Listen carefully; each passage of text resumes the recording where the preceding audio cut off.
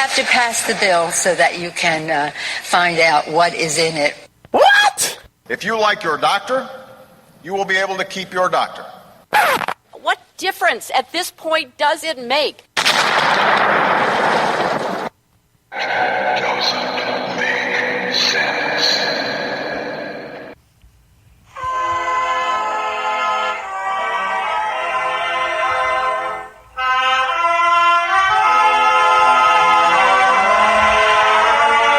If you're looking to make sense out of what's going on in the world today, then you've come to the right place. Welcome to Southern Sense Talk Radio with your host, Annie, the radio chick Ubelis, and featuring Curtis C.S. Bennett and the most interesting guests that you'll find anywhere on Internet radio. And you can join the show and let your voice be heard by dialing 917-889-3675. So sit back, relax, and remember, Southern Sense is common sense.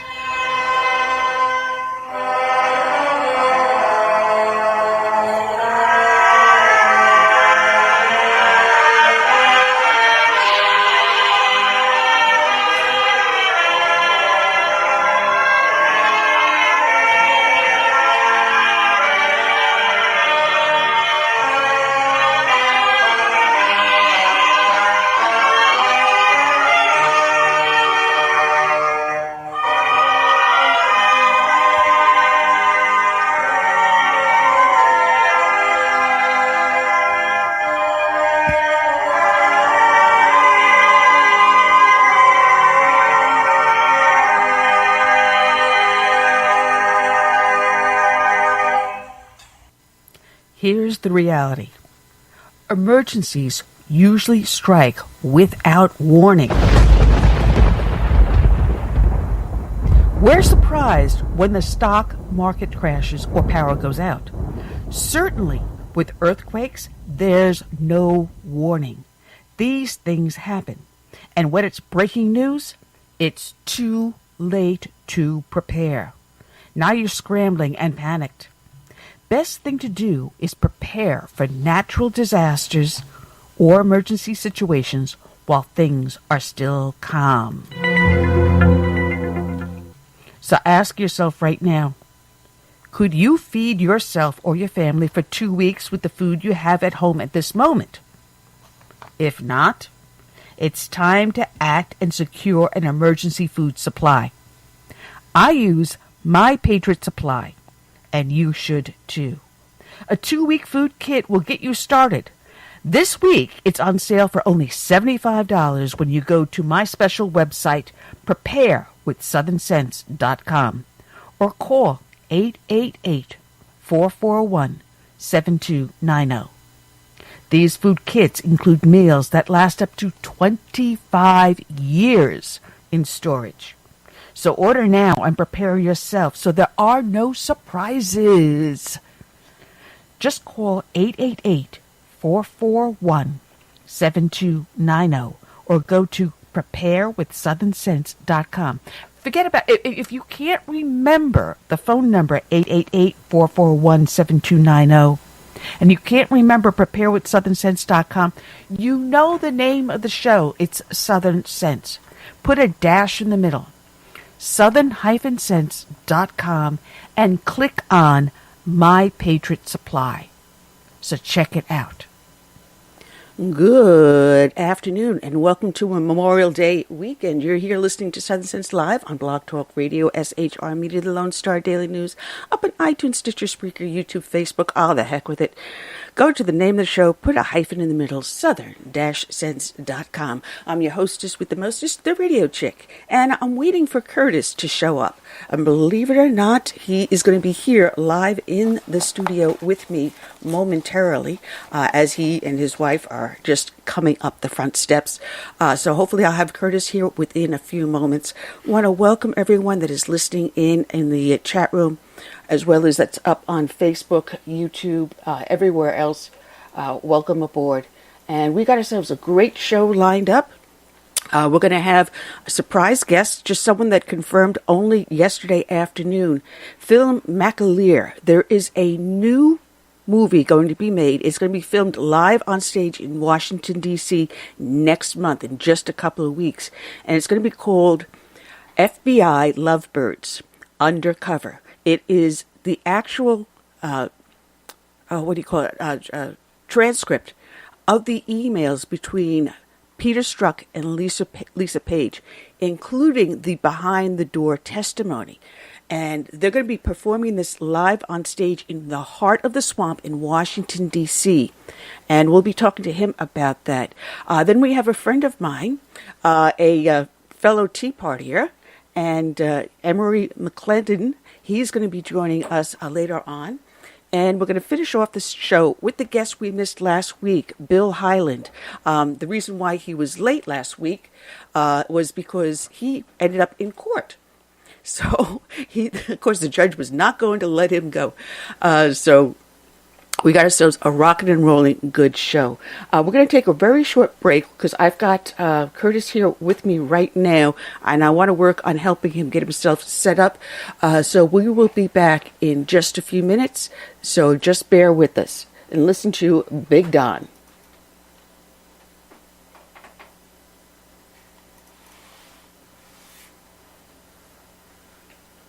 Okay, it's not playing. Big Don, Big Don. Every morning on time you could see him arrive. He stood 6'3" and weighed 235, kinda broad at the shoulder and fast with the lip. And everybody knew you didn't give no shit to Big Don.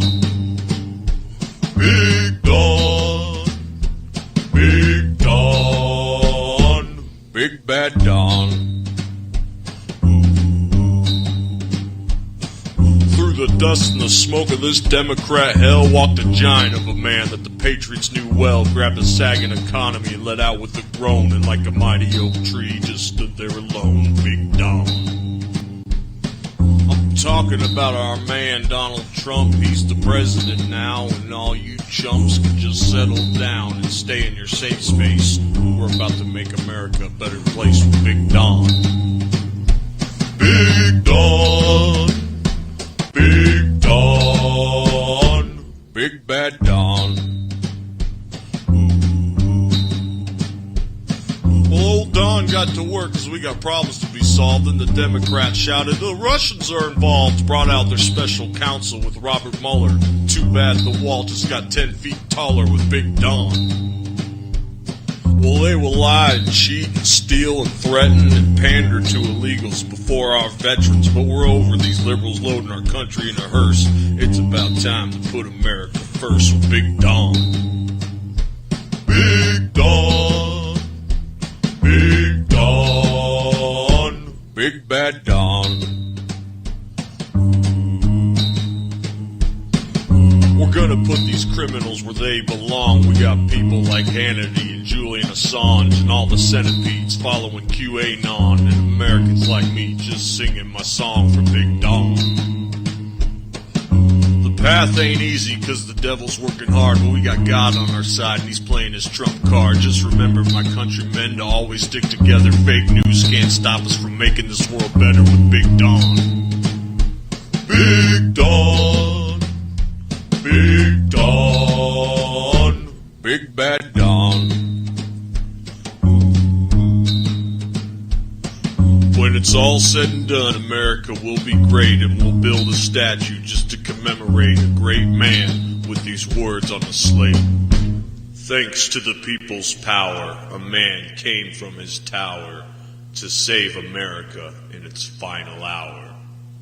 Big Don. Big Don, Big Don, Big Bad Don.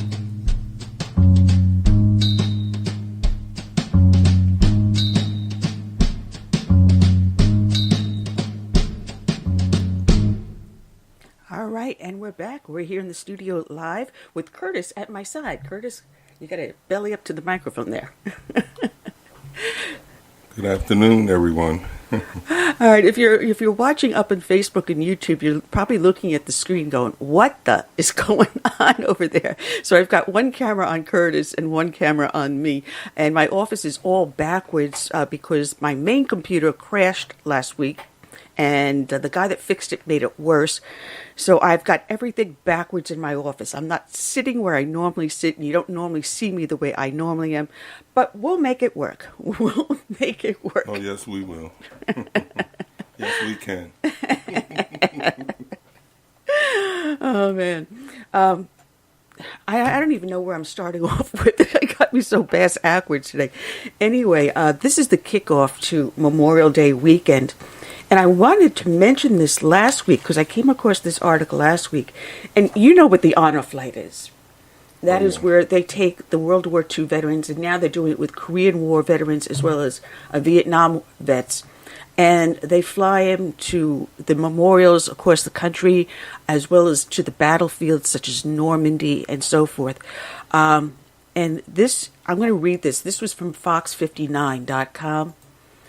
And it reads, a World War II veteran who flew to Washington as part of honor flight collapsed and died during the return trip to San Diego.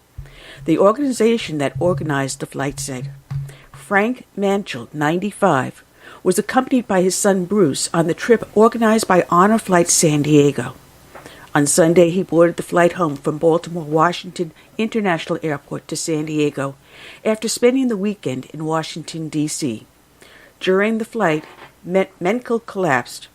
Others on the flight tried to resuscitate Menkel, but he was pronounced dead. Menkel was a sergeant in the U.S. Army during World War II. Bruce Menkel said the honor flight was an amazing last experience for his father. Frank Menkel was so excited to go on his honor flight. This trip was so special because he was able to be with both of his sons as well as his 93-year-old brother who met him in D.C. My father's passing was the ending of the most amazing weekend. Surrounded by his newest best friends, we thank all of you, Honor Flight San Diego, American Airlines, San Diego International Airport, friends and supporters for your concern, and for allowing the weekend to be so special for all of us to share together. Menkel's body was draped in an American flag that organizers bring on every honor flight. As he was brought off the plane, he was saluted by medical, firefighter, and law enforcement personnel at Lindbergh Airport. Isn't that wonderful? I mean, not the fact that the man died, but the very last thing he did was the honor flight with his two sons and his brother. I would say it was a fitting ending for a true warrior and defender of our country and our liberties. I mean, what better way to go out than to, be so honored and have your brother and your two sons there with you. I mean, I think that's fantastic. It's a wonderful story. Yeah. And, we're honoring Veterans Day. And today, we're kicking it off. And most people, not Veterans Day, I'm sorry. Memorial Day. Little brain fart there, Annie. But everyone thinks of Memorial Day as the start of the summer. They're out there for the hot dogs, for the games, for the races, for whatever. And what is forgotten is the true meaning of Memorial Day. Memorial Day started after the Civil War, and it was called Decorations Day. And it wasn't a national holiday. States did it on their own. Sometime one weekend in the May, one day, but they would do it to remember the Civil War dead. And you got to remember, the Civil War had the largest American casualties, military casualties. 620,000, I believe. Yeah, the largest in the entire United States. More than World War II, more than World War I, Vietnam, any war you put... Probably combined. Combined. And in a little town in upstate New York, the very first Memorial Day was held. And if you're looking at the video or the pictures on the screen, there's a picture of the name of the town, and of course, Waterloo, New York. And they had their first on May 5th of 1866, just 1 year after the war ended. And they are now known as the birthplace of Memorial Day, even though it was called Decoration Day. And we didn't call it Memorial Day until, and recognize it as a federal holiday until 1971, over 100 years after the start of that tradition. I thought it was set in stone by then. No, well, 100 years later. Well, before then. Yeah. So it's an amazing story that people don't pay attention to. And I got a friend of mine that sent me something. Captain Joseph R. John, and he wrote in recognition of Americans' fallen patriots. And he wrote on this piece, which he sent out, which is going to be his op-ed in his blog this weekend. And he wrote, since General George Washington commanded the Continental Army, 42 million Americans have served under the American flag. Think about that, 42 million. In the past 243 years, 1 million American military personnel have been killed in the defense of the Republic, and another 1.5 million have been wounded. Each year on Memorial Day weekend, we honor American patriots who have given the last full measure of devotion in their service to the Republic, so their fellow Americans could live their lives in freedom. We not only honor American combat veterans who gave up their tomorrows, we also honor veterans who were wounded and other members of the U.S. Armed Forces who were separated from their loved ones for long periods, often going into harm's way. On this Memorial Day weekend, the Republic's most sacred and cherished patriotic holiday, the nation solemnly pays homage to the thousands of Gold Star families for the loss of their loved ones and the enormity of their sacrifice. On Memorial Day, and every day throughout the year, we also honor 23 million veterans who served in the defense of the Republic. America owes these veterans a debt of gratitude that can never be repaid. At one point in their lives, all these veterans wrote a blank check made payable to the United States of America for an amount up to and including their lives. There's a link on his blog, so if you do go to it, there's a video, Why I Stand in Honor of America's Fallen Wounded Warriors. And he finishes up with, Americans should ensure that the nation's youth are taught in their U.S. history courses in schools and in their homes to never forget the enormity of the sacrifice made through the ages by millions of American patriots that protected and defended the freedoms they enjoy. By Captain Joseph R. Johns. And he is the chairman of the Combat Veterans for Congress PAC, where you can find his work up at combatveteransforcongress.org. Wow. What stands out the most to me during Memorial Day is the way we honor our dead at Arlington National Cemetery, especially the Tomb of the Unknown Soldiers. I had the privilege of being there one time when I was in D.C. and to watch the changing of the guards. And I would have to say we should all get opportunity to go to the Tomb of the Unknown Soldiers and just see how our fellow, servicemen never forget our soldiers, even those who are missing in action and those who are buried there as unknown. So I have to say that I appreciate, being here in the United States where we don't forget our military. Yeah. So this is a very important weekend, and consider also that President Trump just declared that he's sending approximately 1,000 troops over to the Middle East. So say a prayer for them too, for the men and women that are still serving, that are still stepping into harm's way. So anyway, all right.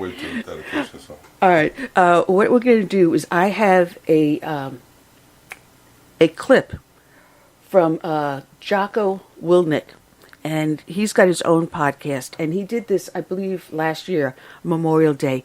And I think he says it better than anyone else. And let me pull up what I need to push here. And just bear with me as we do Jocko's Memorial Day, titled Remember Me.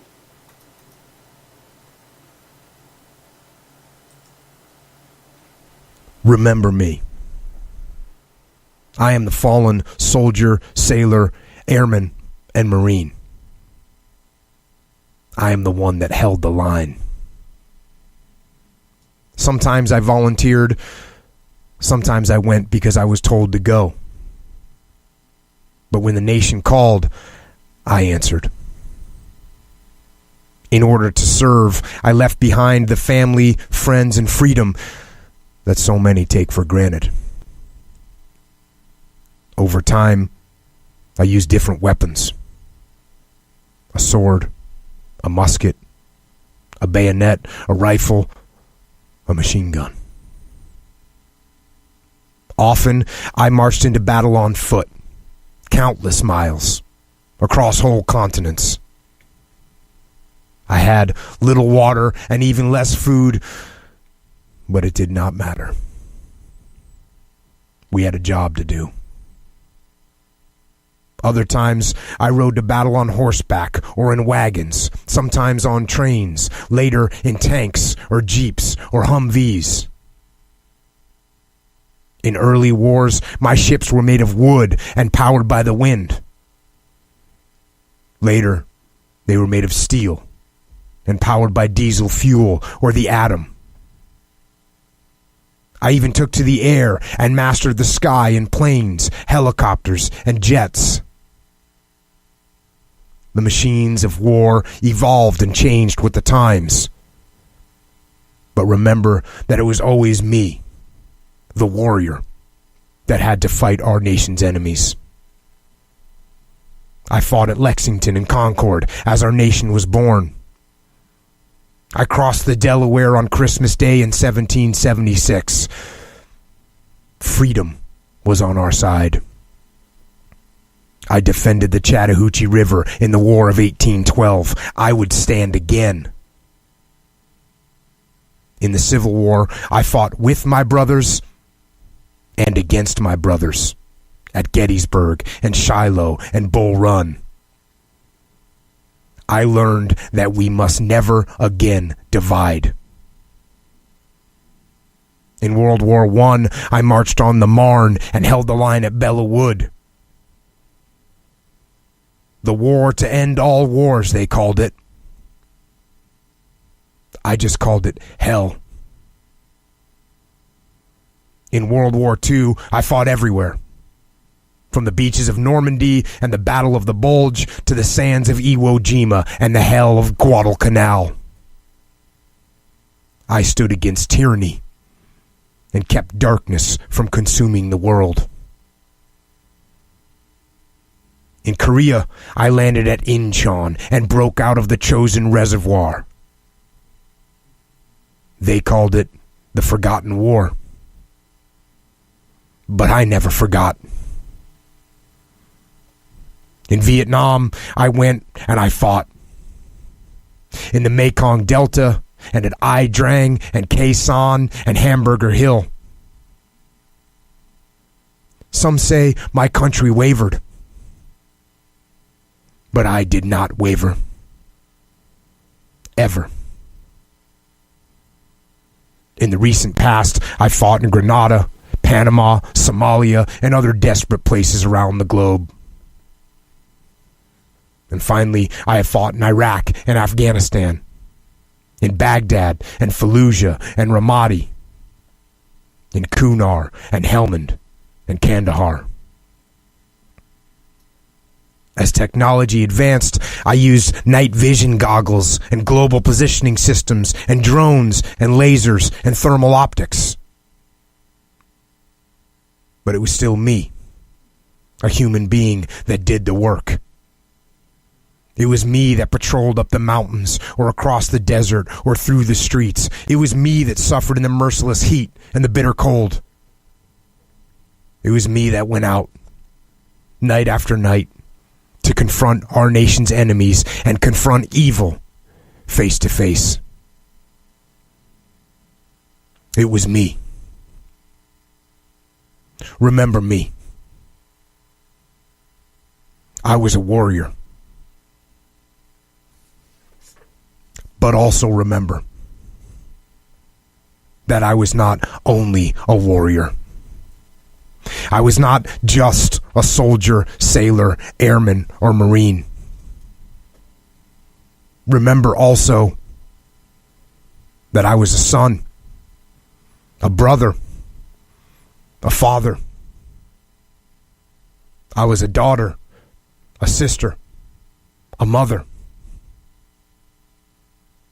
I was a person. Like you, a real person with hopes and dreams for the future. I wanted to have children. I wanted to watch my children grow up. I wanted to see my son score a touchdown or shoot the winning basket. I wanted to walk my daughter down the aisle. I wanted to kiss my wife again. I wanted to grow old with her and be there to hold her hand when life grew hard. When I told her I would be with her until the end, I meant it. When I told my children I would always be there for them, I meant it.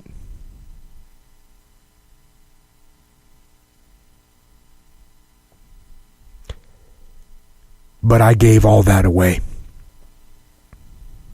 All of it. On that distant battlefield, on some godforsaken patch of dirt, amongst the fear and the fire and the bullets. Or in the sky above enemy territory filled with fatal flak. Or in the unforgiving sea where we fought against the enemy and against the depths of the abyss. There, in those awful places, I held the line. I did not waver and I did not hesitate. I, the soldier, sailor, airman, or Marine, I stood my ground and sacrificed my life. My future, my hopes, my dreams, I sacrificed everything. For you.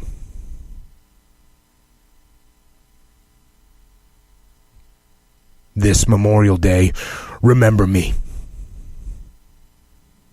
the fallen warrior. And remember me not for my sake, but for yours. Remember what I sacrificed so you can truly appreciate the incredible treasures you have. Life, liberty, the pursuit of happiness. You have the joys of life, the joys that I gave up, so that you can relish in them. A cool breeze in the air, the gentle spring grass on your bare feet, the warm summer sun on your face. Family, friends, and freedom.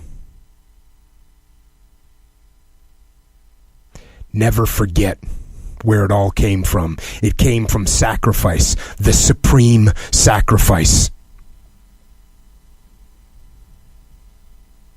Don't waste it. Don't waste any of your time on this earth. Live a life that honors the sacrifice of our fallen heroes.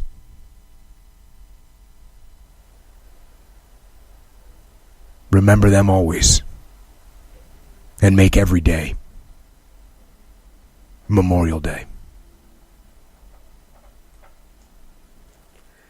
Today's show is dedicated to all the men and women that serve in our military from the birth of this nation through today and into the future, the men and women that have given selflessly and have given the ultimate sacrifice, their very lives.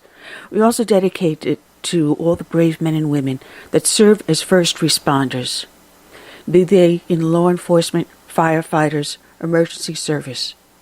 We dedicate this show to each and every one of them. May God bless them all, each and every one.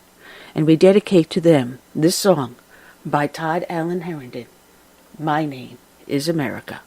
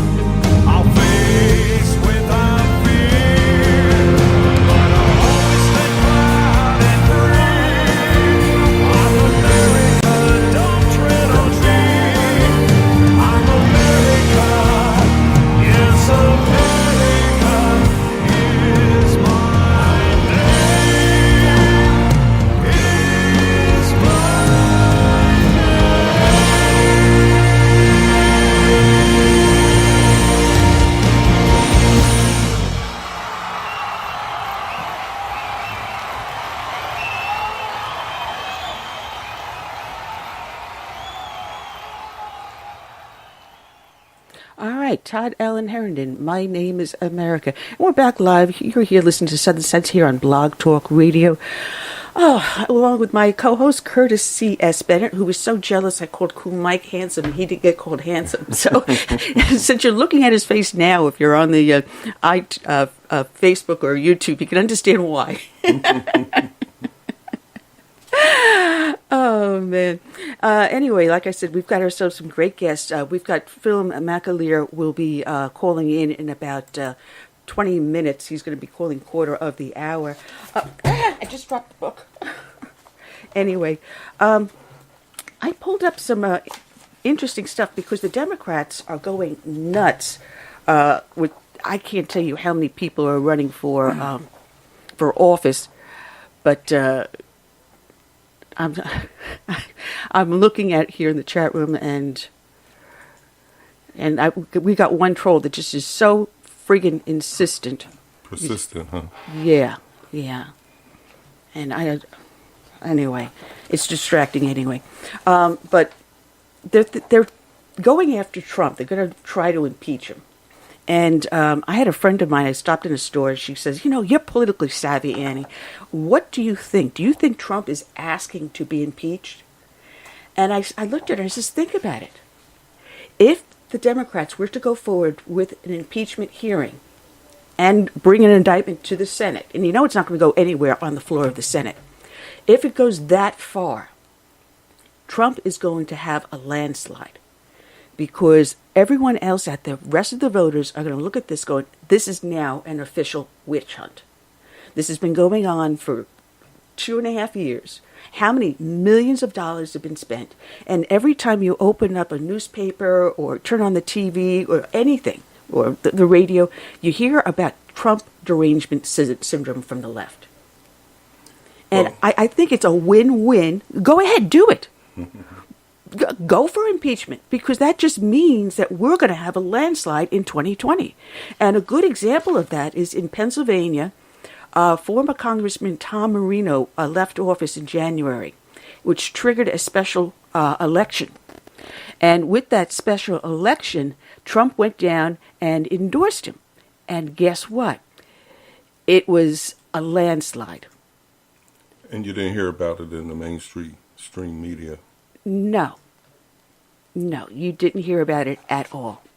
Not at all. So it was, we now have Representative Fred Keller. He won Pennsylvania's 12th congressional district, and Trump endorsed him. And everyone said, you're going to lose. Pennsylvania, which is heavily Democrat. You're from Pennsylvania. My home state. And instead, because of this Trump derangement syndrome, the conservatives in Pennsylvania woke up and said, hey, this is a moneymaker. This is a moneymaker for us. We got a caller in. Let me bring this individual in on the line. Area code 858. You're on the air live with Southern Sense. To whom am I speaking? Hi, Tommy. Whatever you're...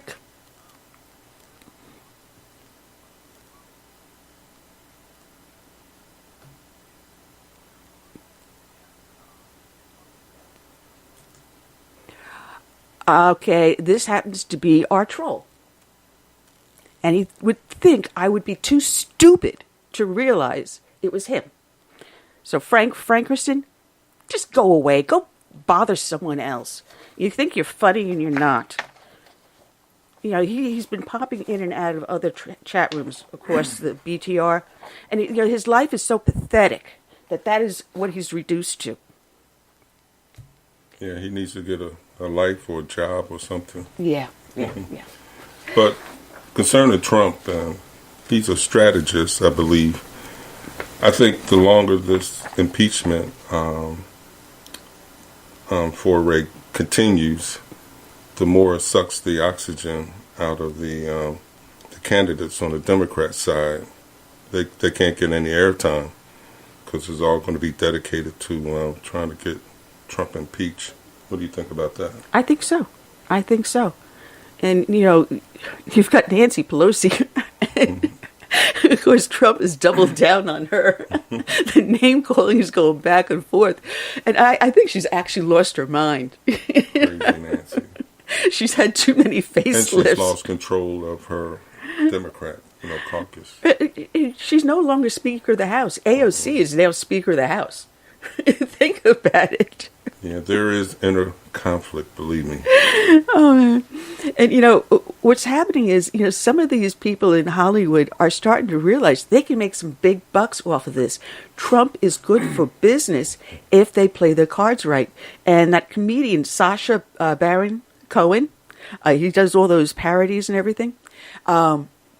He is turning around and he's got a tour called This Is America, where he's touring the U.S. doing, everything that's great about America. He's talking all the good things about America. And he's raking it in. He's a huge success on this road tour. And he said, thank you, President Trump, because you are making America great. Look at how much money I'm making. Thank you, sir. Oh, man.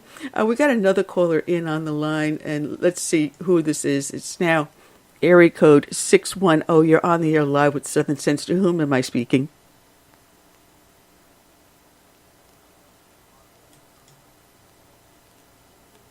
That, again, is our troll, as if I wouldn't recognize his voice.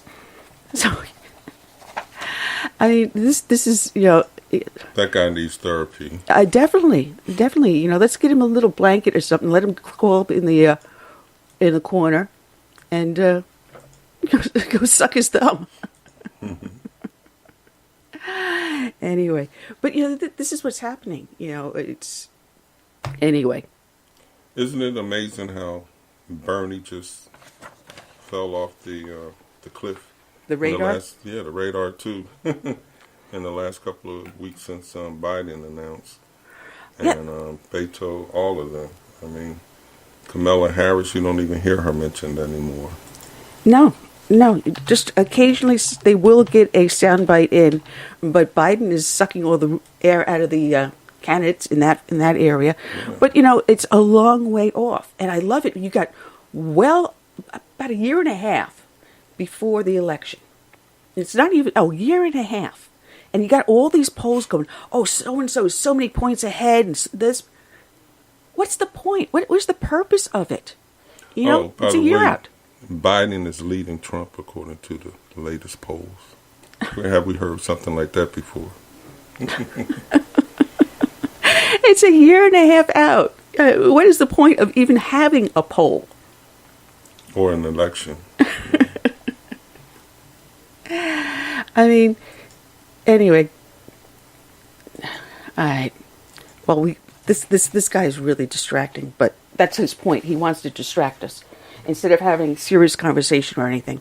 Anyway, I want to welcome everyone again that's listening in the Facebook, YouTube, wherever else I am, up on Spreaker, Stitcher, half a dozen other places. We're waiting for our guest to call, and Film should be calling in about another 2 or 3 minutes. I want to welcome everyone that's in the chat here and also over on Facebook and everywhere else. There is a lot to talk about, and Curtis, what's on your mind? Well, I've been hearing a lot about Trump walking out on Nancy and Chuck the other day. That seems to be the main theme of the talk shows, and I think he did the right thing. I mean, who wants to sit down with people who are out to take you down, And I mean, I wouldn't do it. And I applaud him for walking out. It's just ridiculous that after 2 years of being investigated, they're still trying to find a crime, As far as I know, you investigate something that's already established, even though it's not proven. And in this case, there's nothing that they can really say he's done. But they're searching. And to me, that's in itself is un-American. That's to the left who like to use this phrase. That's not who we are, This is not who we are. No, it's not. And it looks like we do have our guest in on the line. Let's welcome back to the show, Phil McAleer. And he is the man who is known as the conservative provocateur. All right. The man that's going to bring the swamp to the forefront. Good afternoon, sir. How are you today?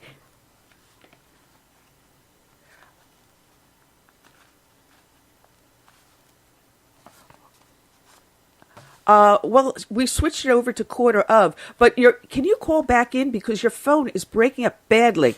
Yeah, just give a call back in. All right. Okay, great. All right. Yeah, Phil's going to call in. I mean, that was a bad connection. Oh, yeah. So talk about the swamp. It's like he's calling in from under the water. He's out there chasing alligators. Sound like that guy, Froggy, on Little Rascal. Remember that guy? Yeah, let's try this once again. Let's bring him back on. Come on, computer. Here we go. Hi, Phil. How you doing? That is so much better. I thought you were actually...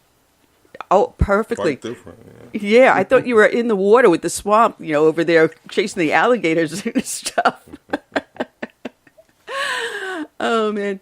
Hey, listen, you've got a fantastic project that you're going to be putting together, and it's going to be up at the Studio Theater on June 12th? Did I have the date right? Did we lose him? Did we lose you, Phil? Did we lose him? I think we lost him.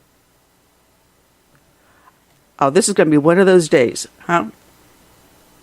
Yeah. Looks like we lost him. All right, well, we'll start talking about the film while we're waiting for him to come back on. But if I put it up, I can't put www in the chat room because it's not going to recognize it.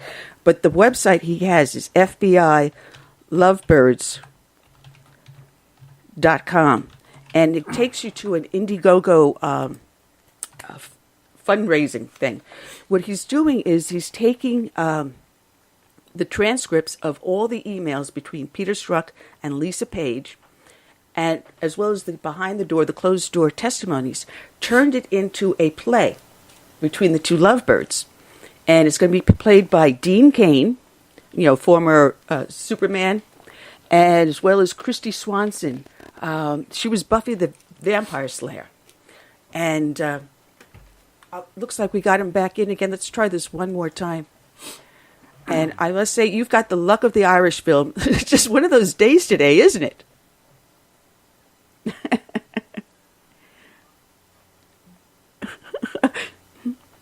Oh, well, that's because the swamp doesn't want you talking about your new project, which is FBI Lovebirds.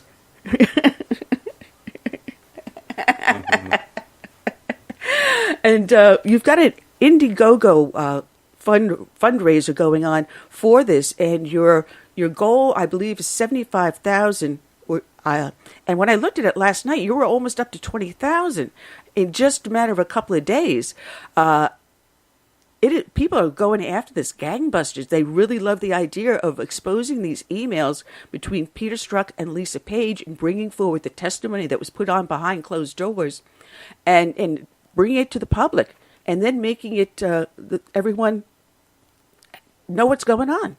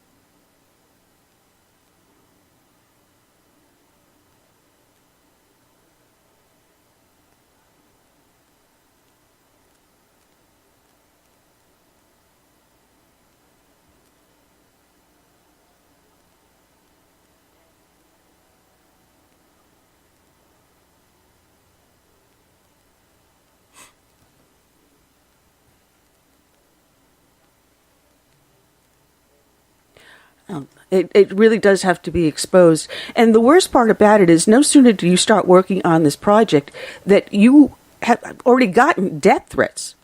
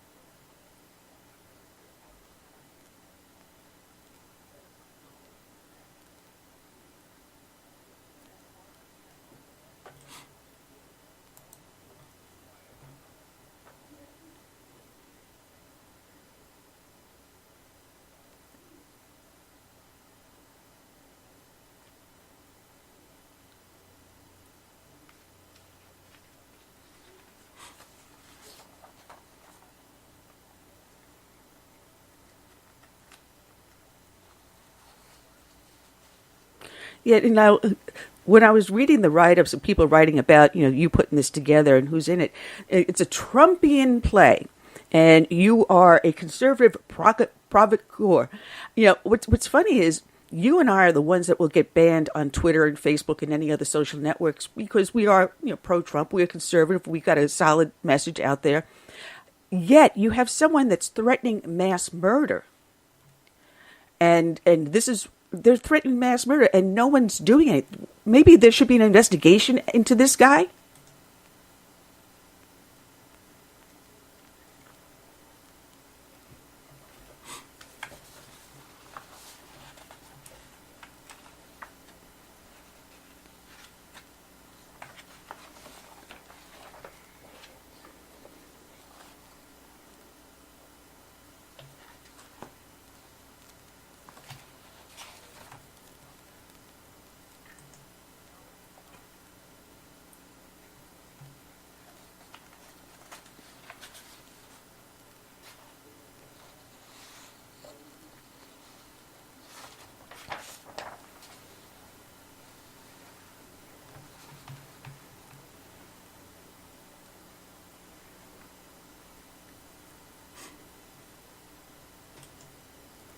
Oh, absolutely, absolutely. And a matter of fact, I've got a troll that keeps on, assaulting us here in the studio as well as in the chat room. And if he's listening in, his IP address, as well as the fact he's actually cloned my phone, is going to be sent over to the FBI and the FEC. I will be filing an official federal complaint. Use of telephone and of the internet to commit a crime such as counterfeiting my phone number is a felony. Thank you. I'm sorry. I didn't mean to interrupt you, but this is what the left is doing to us. They're trying to find a way to censure us.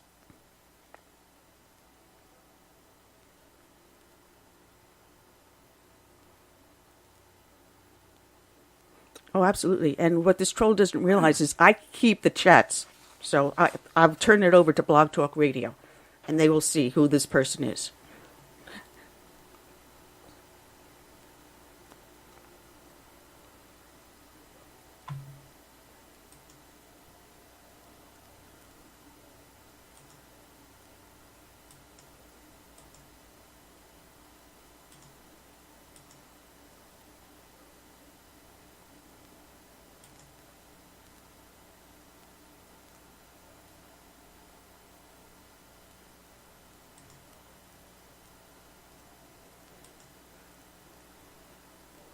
Oh, absolutely. And there is a link on the show page, so as people listen to the podcast later on, they can click on the link and go directly to your page and make a donation. Like I said, you're looking for just $95,000, not a lot.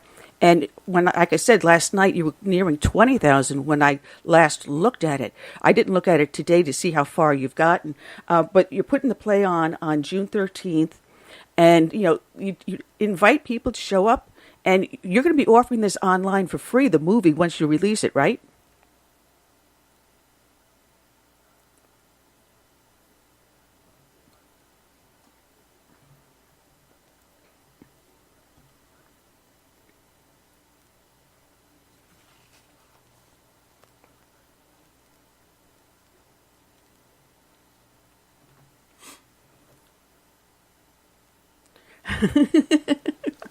Well, you see, I have a favorite saying. I have to annoy at least one liberal a day. That's my New Year's resolution for the last 5 years. And so far, I've been succeeding. You know,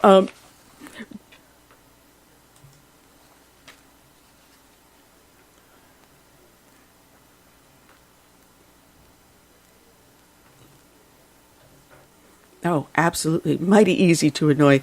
And one of the things I was reading when I was reading what was going on with you, I think this was an interview, or it might have been an interview.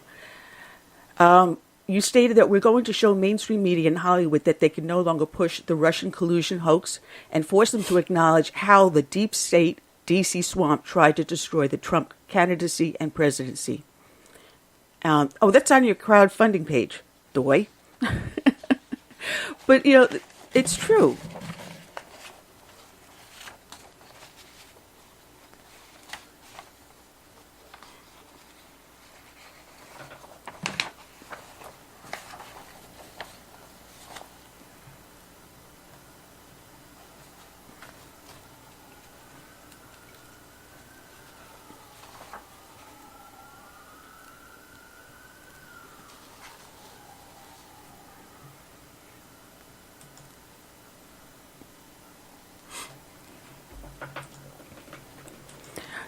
Hopefully. And people finally read and see what they were doing and how rabid they were. You know, you also put up videos doing the transcripts of other testimonies that were given when they were doing these investigations, and which they can find on your YouTube channel. But I at one point in time, I would have sworn it was you that had some of the emails between Trump and Peter Strzok and Lisa Page.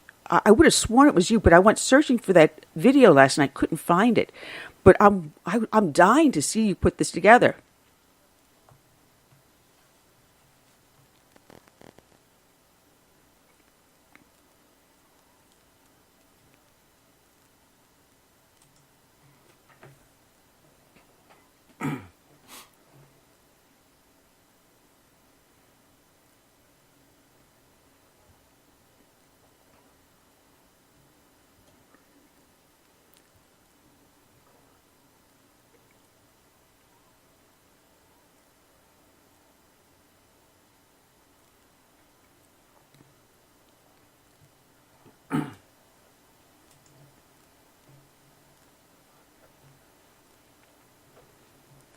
Well, how many hours do you have of this stuff? Because when you do a play, normally it's condensed into like 2 hours. How many hours of material did you have to work from?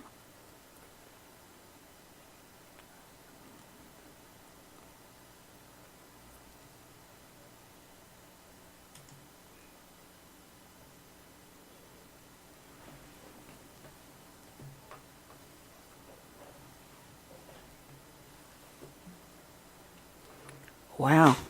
Absolutely amazing.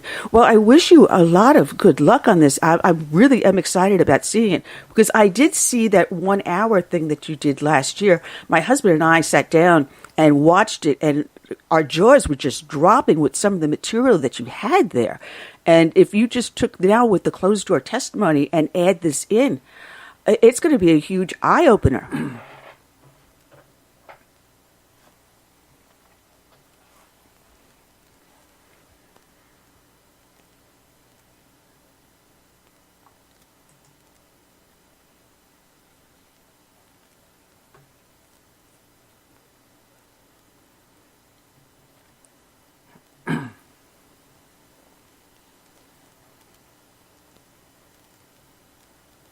Absolutely. Well, I wish you and Anne a lot of luck. You do so much great work because you recently released the movie Gosnell, and I'm sure Anne told you that I took it to my Tea Party meeting, and we viewed it. We premiered it in my Tea Party. I turned over a couple other churches onto it, and one of them said that they were going to get the DVD for their church to play. And the word has to get out of there about the great work you do with Frack Nation, with the climate change hoax, with the Gosnell movie, and now with this FBIlovebirds.com. You are an amazing gift to our side.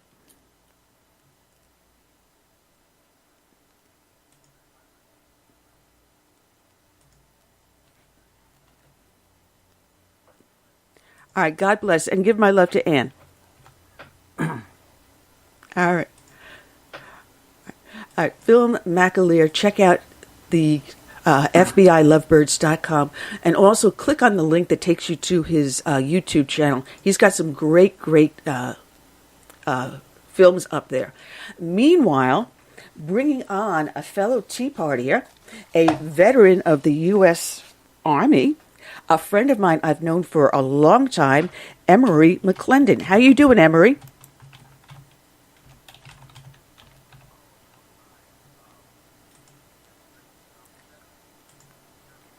Oh, what did I say? Army. Oh, sorry. That's right. After World War II, the Army was no longer part of the... I get that a lot, and I'm Navy. Oh, man. You're also... Well, you're also founder of... Well, thank you for your service. You know that. You're also founder of RMED, which is a... oh, good Lord. I'm having major brain farts here today. Oh, good Lord. I'm going to say mobile radio. Oh, good Lord. Thank you very much. Like ham radio? Ham radio, yes. Ham radio. Yeah, you're a ham radio enthusiast, and you formed RMED, which works with veterans. Tell us about that quickly, so people can go there and make a donation to you, too.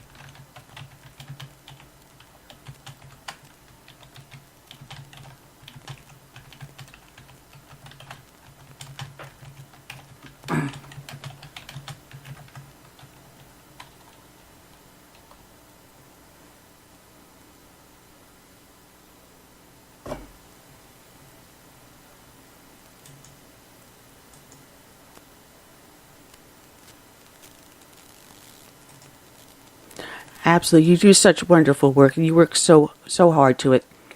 And I know we all appreciate what you do.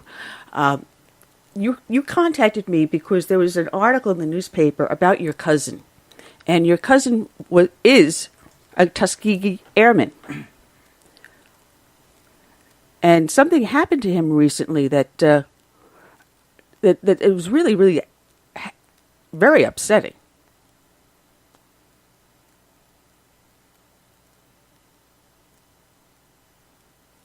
You still with me, Emery?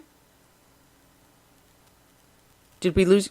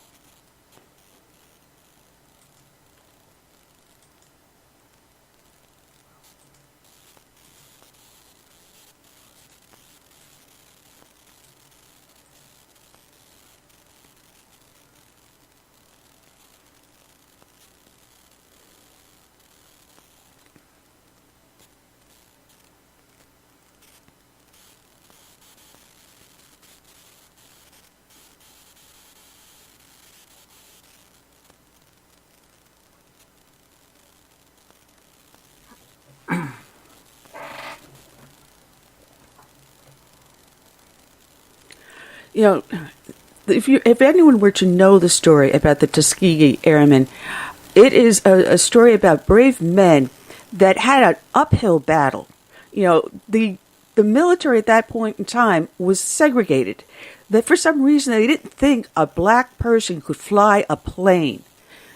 And these men that were being I'm sorry. My brain is like having major farts today. These men that were struggling because they were born black in America. And here they are now trying to defend that America. They want to go out there. They wanted to fight on the side of liberty, but they're kept segregated. And even the troops that they were protecting, they were flying to protect, were not favorable to them.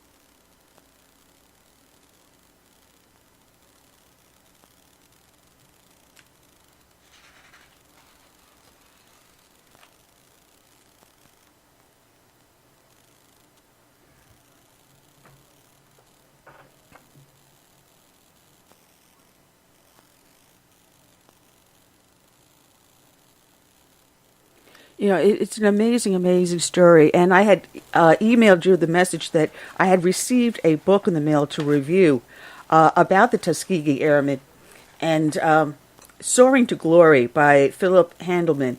And it tells the story of Lieutenant Colonel Harry T. Stewart Jr. And the Lieutenant Colonel is going to be our guest next month, I believe June 14th. I forget which, because it'll be next month. That book is being released in about a week and a half, so I've got a pre-press copy. And when I started reading it, and you were telling me the story about what happened to your cousin, I was blown away that it came in the same day you sent me that email. And I said, if the good Lord isn't working, I don't know who is then.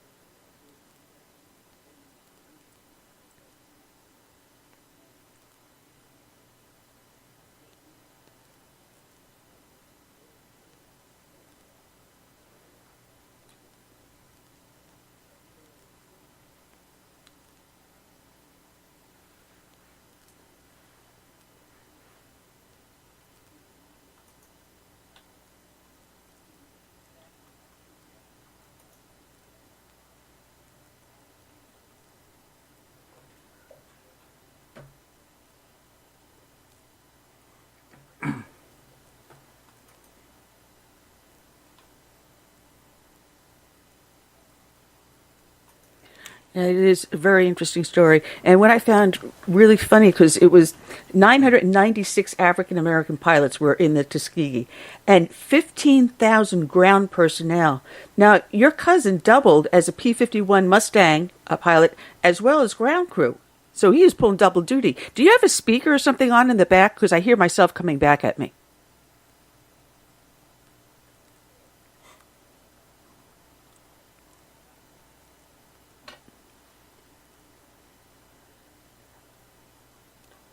Oh, a lot better. Oh, definitely a lot better. Emery. This is my co-host, Curtis. you mentioned earlier that you, can you hear me? You mentioned earlier that you wondered what type of person could vandalize your cousin's statue. And honestly, I can't say who did it, but you have to wonder if, citizens of the United States who were brought up in this, blame America first, school system, if any of that had a play in this. The more I look at our youth today, the more I see a less patriotic, citizenry. Most of them refuse to say the Pledge of Allegiance. A lot of them refuse to, cross their heart. It's just sad, and now they're going after statues, as a symbol of oppression and things like that. I mean, soldiers from the Vietnam War were called baby killers and things. Now, I don't know what they would associate your cousin, as a statue, in war. But whatever it was, what they did was not honorable or patriotic. What's your thoughts on that?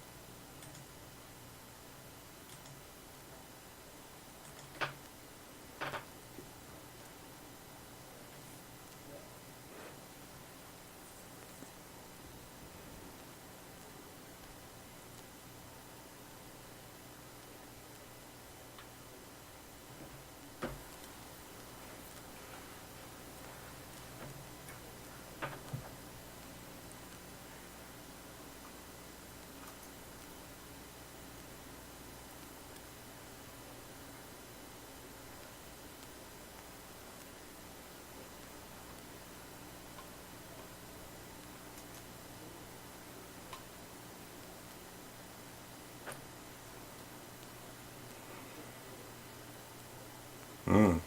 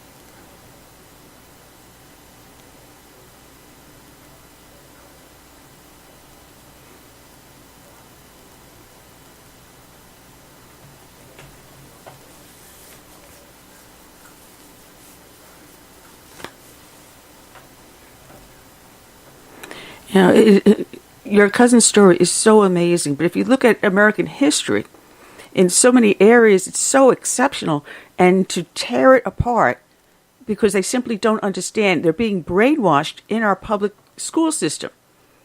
And I came across article after article that I pulled aside where they have no concept of our history, of what our republic stands for, and the difference between our capitalistic republican society compared to a socialistic and communistic society. They do not comprehend why one is so far superior to the other.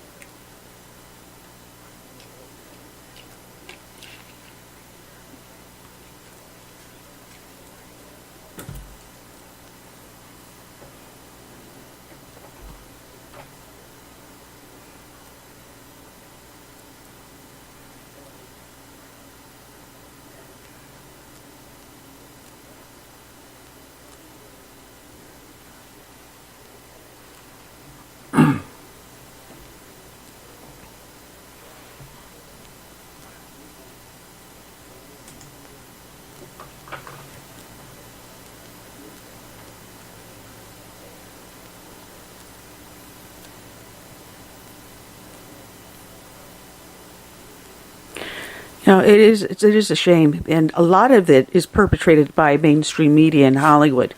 You know, they're not putting the news stories out there about what's going on in Venezuela. They're not putting any of these stories out there, and everyone thinks everything is just hunky-dory. You know, we've got a border that is so porous, a sieve could maintain more water than that border can. And yet, mainstream media, there's no crisis. There's no crisis over here.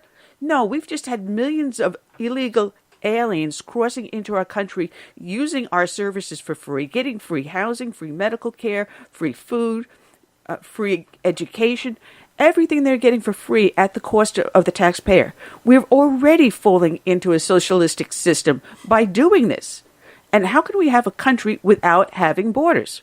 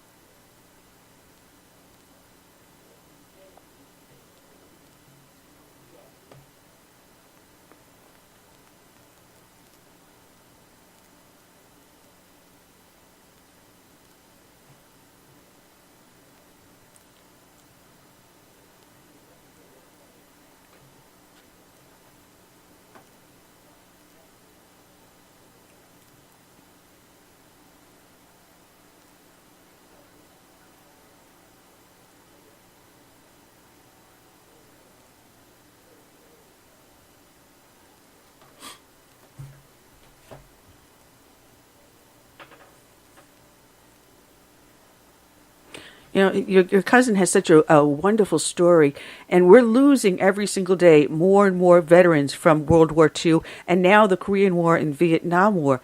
And these stories do have to get out. Now, your cousin was so unique because he was an enlisted man. He was a chief master sergeant. Normally you think of a pilot and you think of an officer. And here he's pulling double duty through 3 different wars. I mean, if someone were to follow him around with the tape recorder, he is a walking book. He's another person who should have his history put down in writing and being given to these kids to read today to let them understand what he went through and what he achieved in his life with such odds against him. We need to get these stories out there.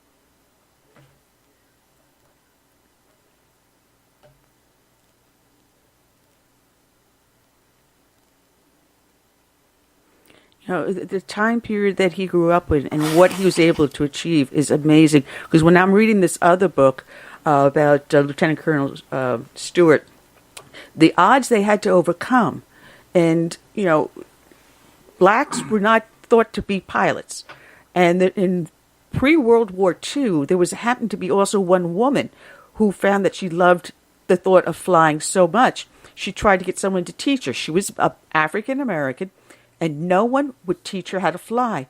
She was told, you want to learn how to fly, go to France, they'll teach you, then come back here with your license.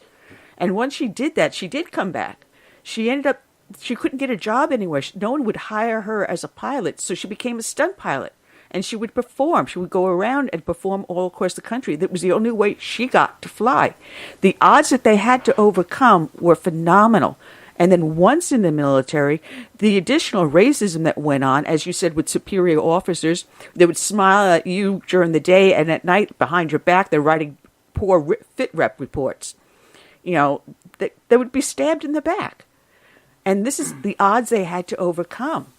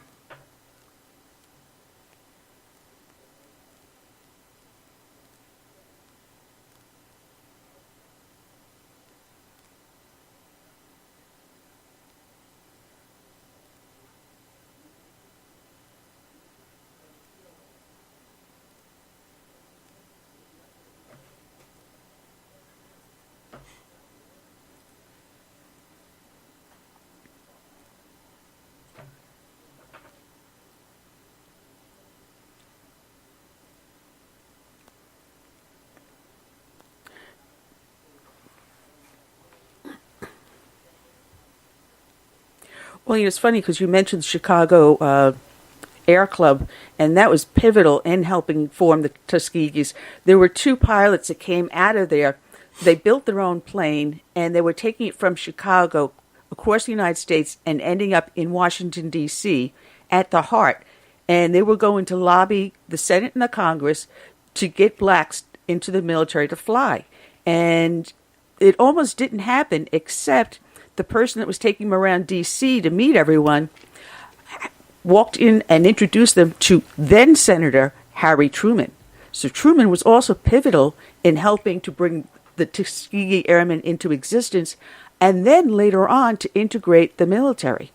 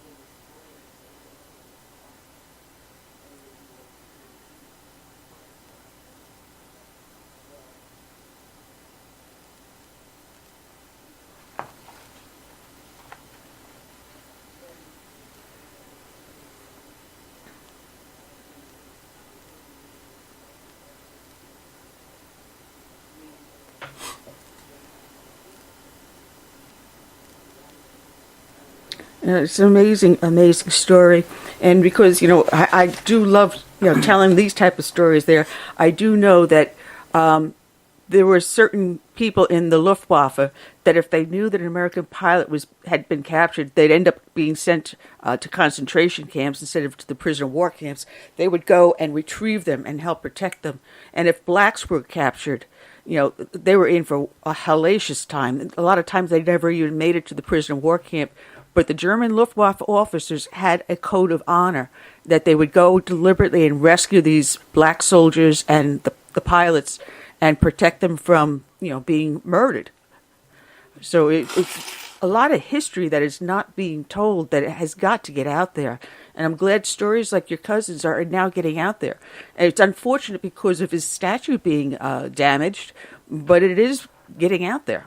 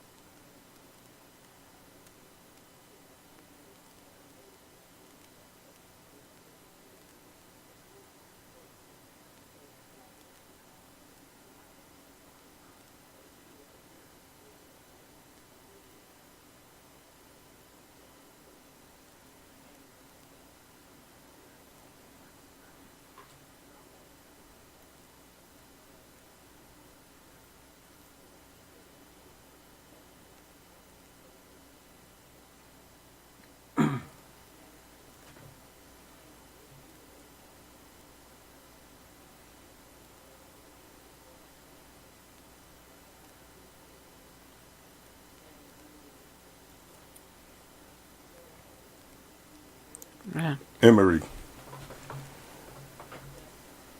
Can you hear me? Yeah, I really believe Americans are looking for superheroes. And my pet peeve with Hollywood is the fact that they focus on fictitious superheroes. And I like Batman, I like Spider-Man, Iron Man, and the Hulk. But the United States has a treasure chest of war heroes. And it would be nice if they would, feature one of them in a blockbuster, movie. I'm sure Americans would go to see, a movie about one of our war heroes. And they just don't seem to, want to take a chance to do that, What are your thoughts on that?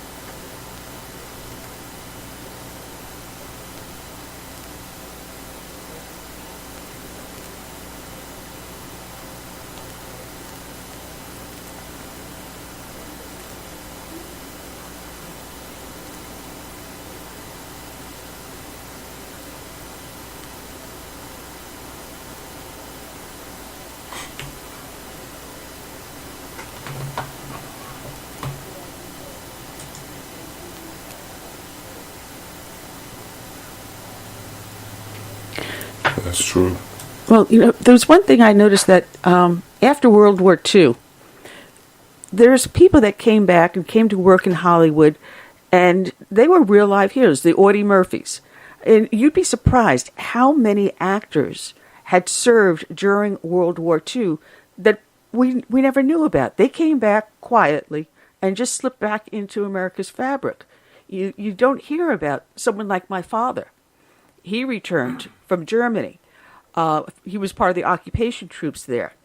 And he very rarely spoke anything about it. It wasn't until just a few years before he died, he put together a photo album, sat down with me, and we talked about it. But thankfully, he did do that. But how many brave men and women came back and just slipped back into everyday life? And you never know the backstory.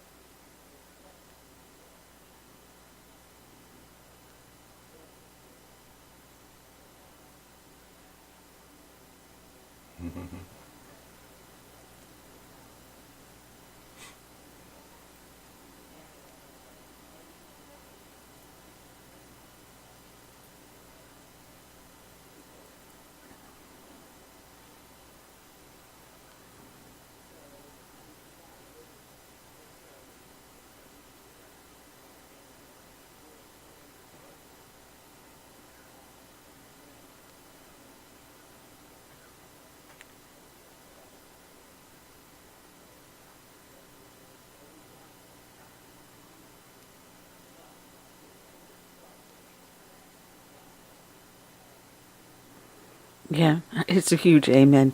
And God bless your cousin for, putting his story out there. Because he's been doing, as you said, interview after interview after interview. He'll be turning 96, but still kicking strong. And gotta love these guys. Gotta love them.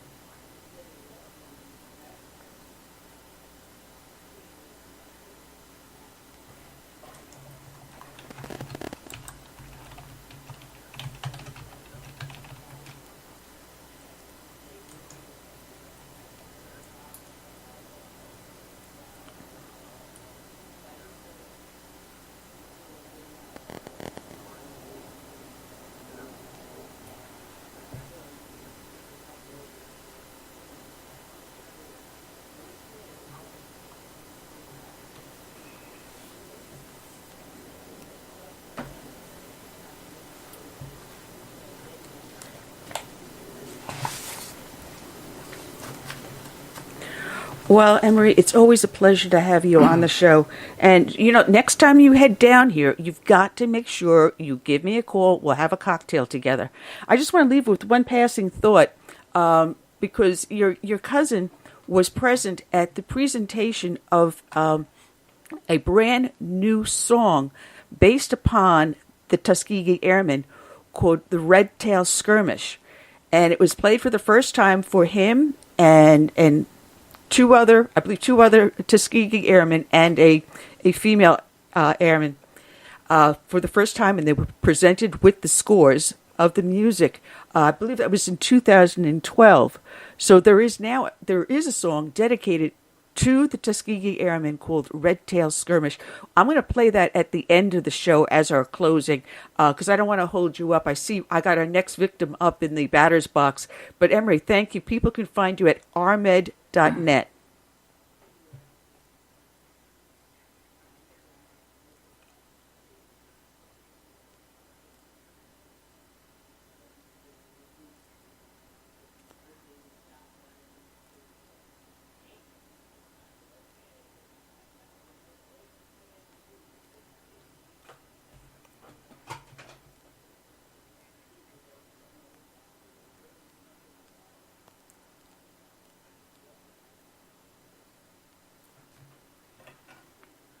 Well, God bless the hard work you do, Emery, and I'll be speaking with you. Take care.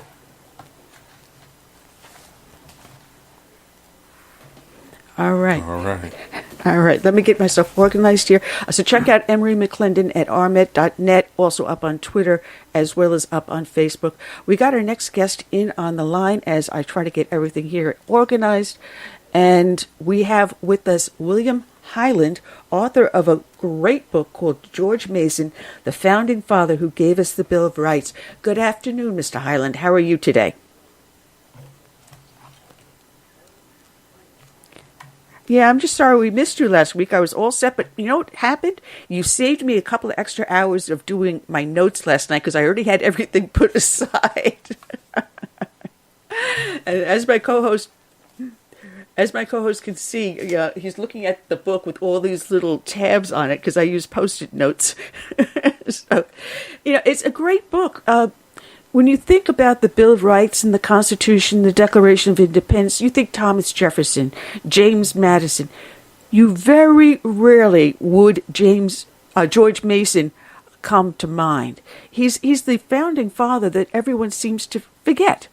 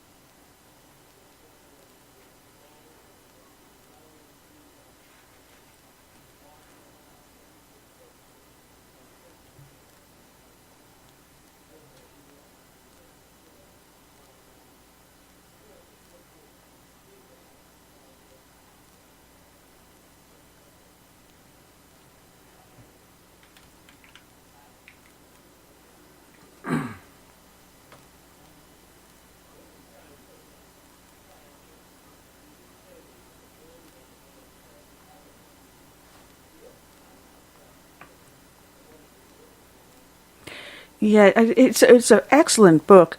And the way you tell the story, you put the facts out there, but then you put the person in with the facts. You actually personalize it, and you tell it as a story rather than as dry historical facts.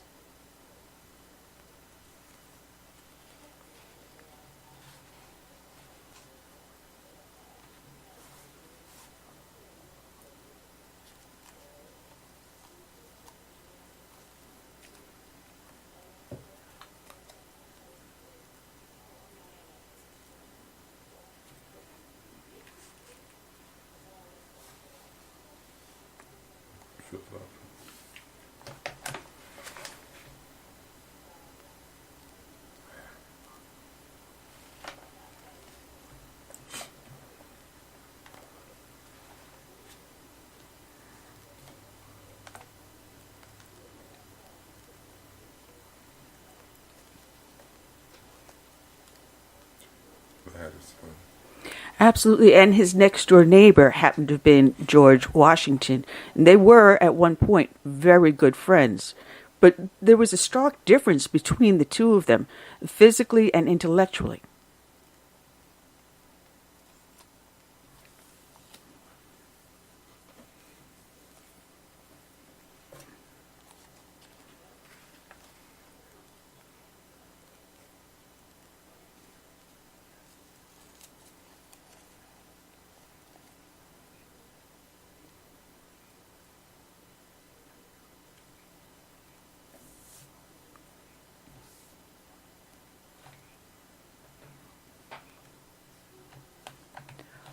Oh, we're gonna get to. Oh, I was going to get to that a little bit later on. I want to work into it so people can understand what the book is about, because at the time we were formed underneath an Articles of Confederation. We were viewed basically as a treaty, 13 mini nations, but that really wasn't working out too well, was it?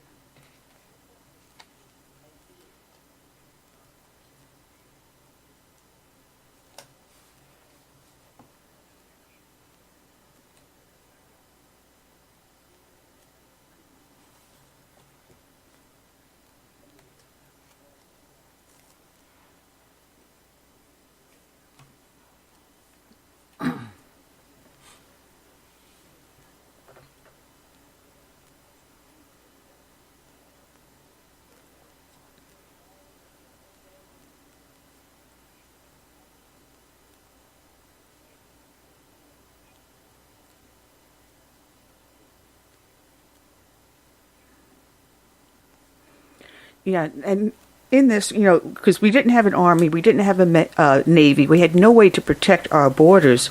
As I said, it was like 13 different separate things.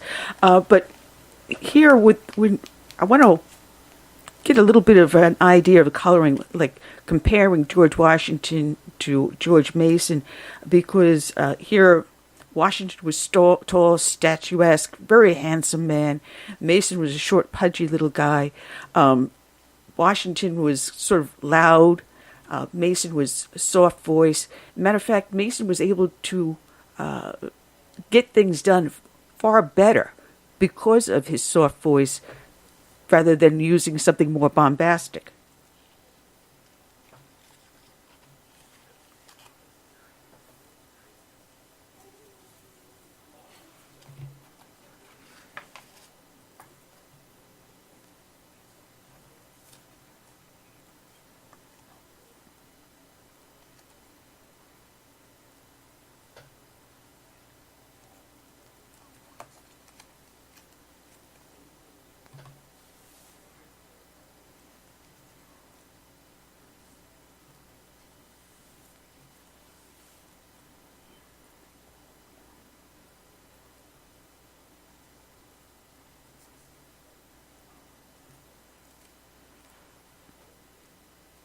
Now, there's also similarities between the two men. Both as boys were orphaned. Both wanted to attend college but didn't. Mason was basically self-taught in very many ways. If it wasn't for his uncle's library, we would wonder whether or not we would have had a man such as George Mason that helped form this nation.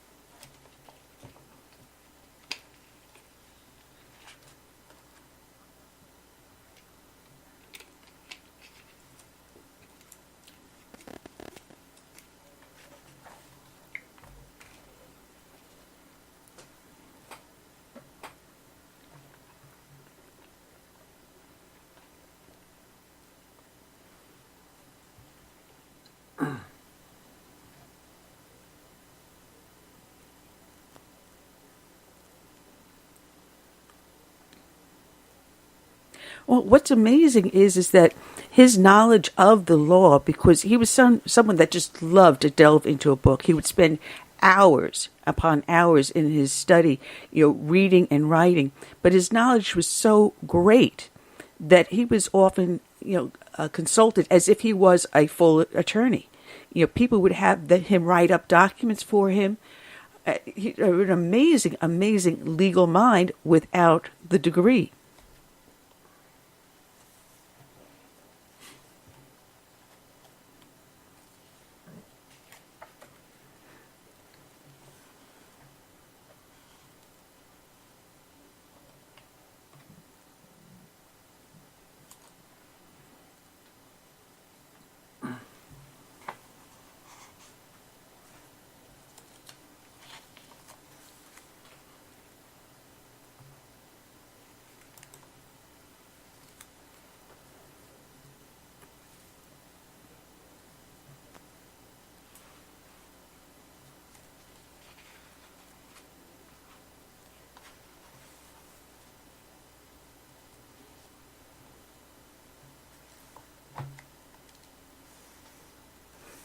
Now, when you describe George Mason, you don't start off with boom, he was born. You go into the family history and show that there's a certain type of personality in this family.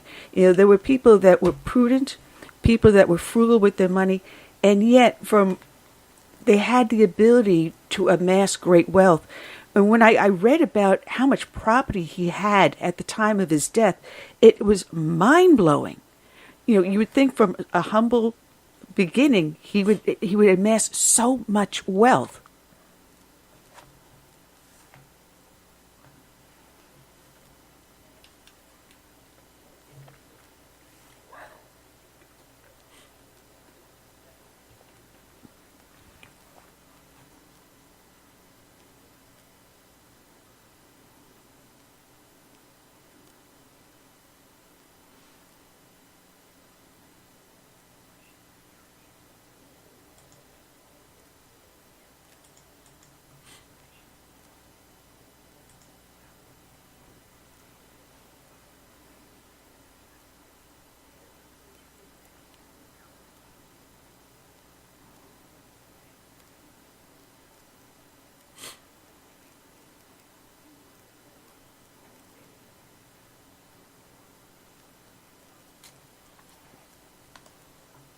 Now, what I found amazing is that, in a way, he was responsible for opening up the lands to the west. He and several other people, they wanted to expand outward and westward with the company he had for settlements in Ohio. But at that point, up to that point, Mason and everyone else at that time was for king and country. Because of that company and because of his knowledge of law, began the stirrings of a rebel. What happened that caused him to decide to rebel, to start the revolution?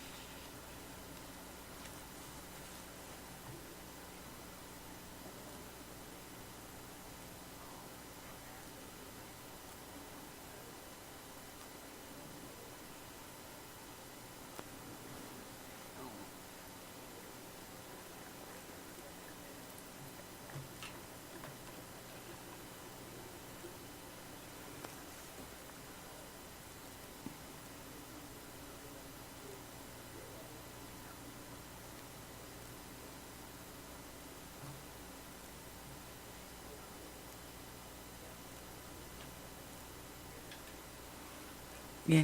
Now, while all this is going on, Mason is courting this young lady, this young woman, Anne. They end up getting married. What I found amazing is that they were married, 23 years, had 13 children. That was a phenomenal.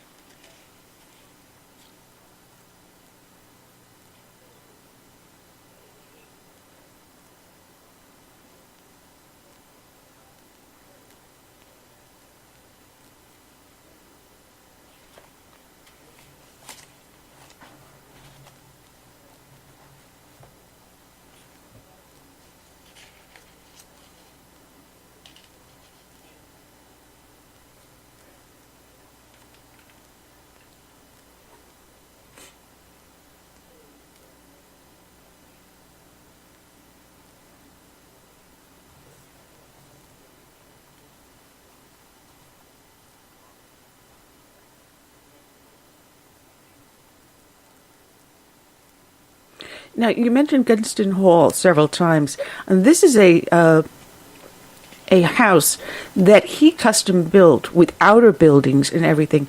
He was the architect. Not only was he learned in law, but he also was learned in farming, the agricultural, as well as architecture. And so much so that he was there at the site as they were building, mixing the mortar and choosing specific colors and paints. It's a magnificent, magnificent looking house. It looks very modest on the outside until you walk inside. And he designed it in a way to fit his family.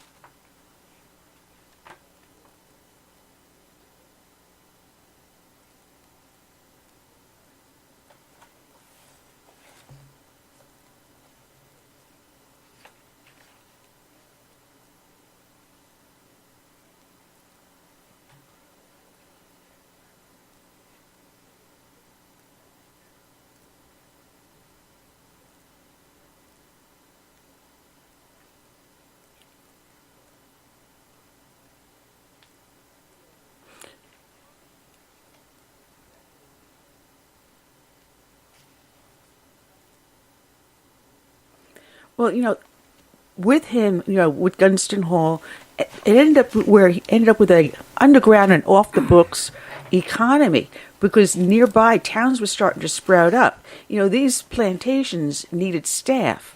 They needed people to supply them.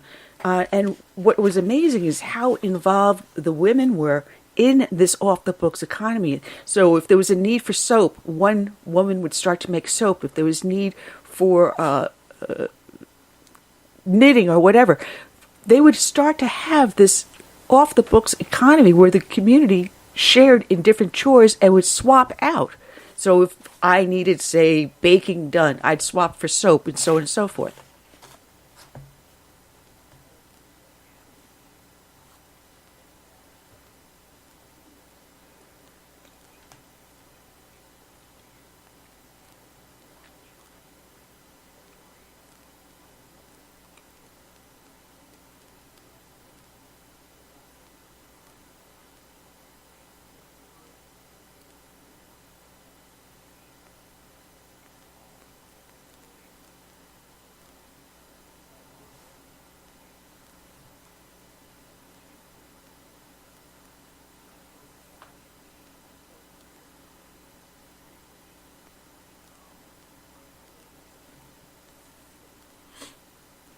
And the women were not without influence. They may not have been formally educated, but they were politically aware also. So they would run the households, and the men would, do their political thing with England, but they had their finger on the pulse.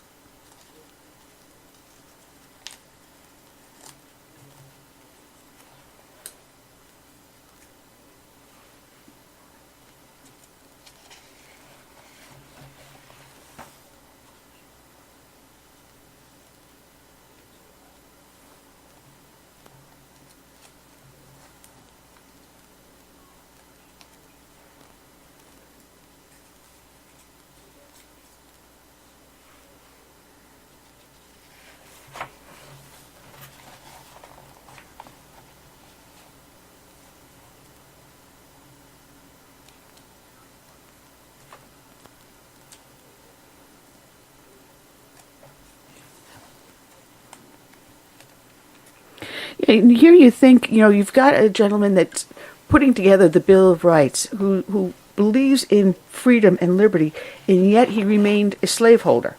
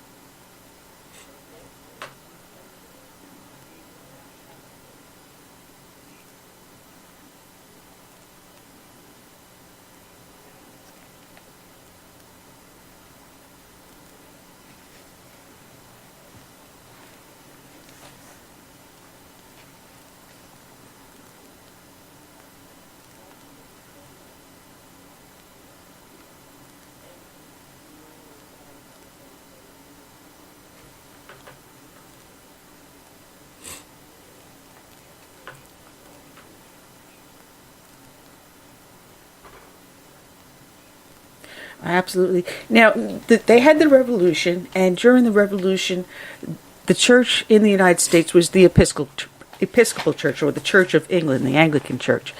And the Church of England kind of like split, because now you have the Episcopal Church of America compared away from there. And they wanted to punish the pastors that served with the Church of England opposing the revolution. But George Mason came up with the idea of religious freedom and did not want to see these guys punished.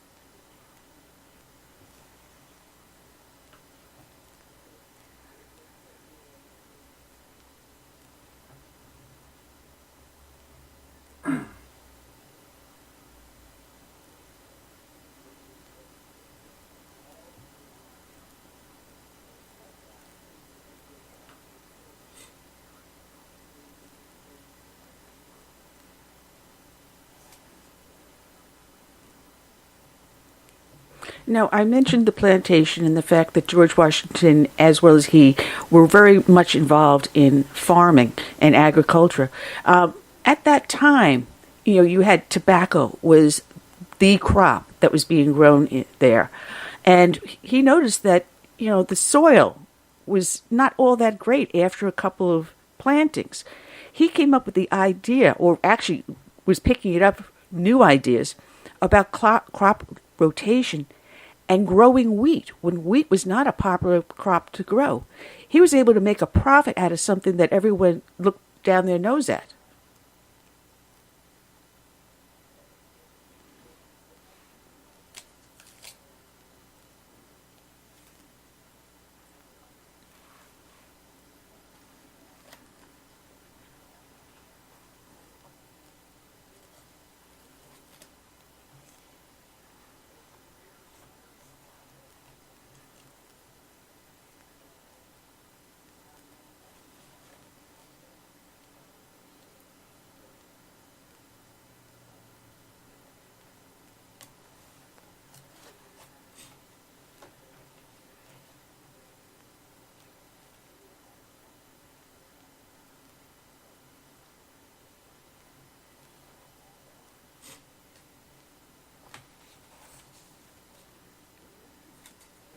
It's funny, when I moved from New York down here to the South, you couldn't miss all the tobacco fields, field after field after field. And today you don't see it. They're all gone.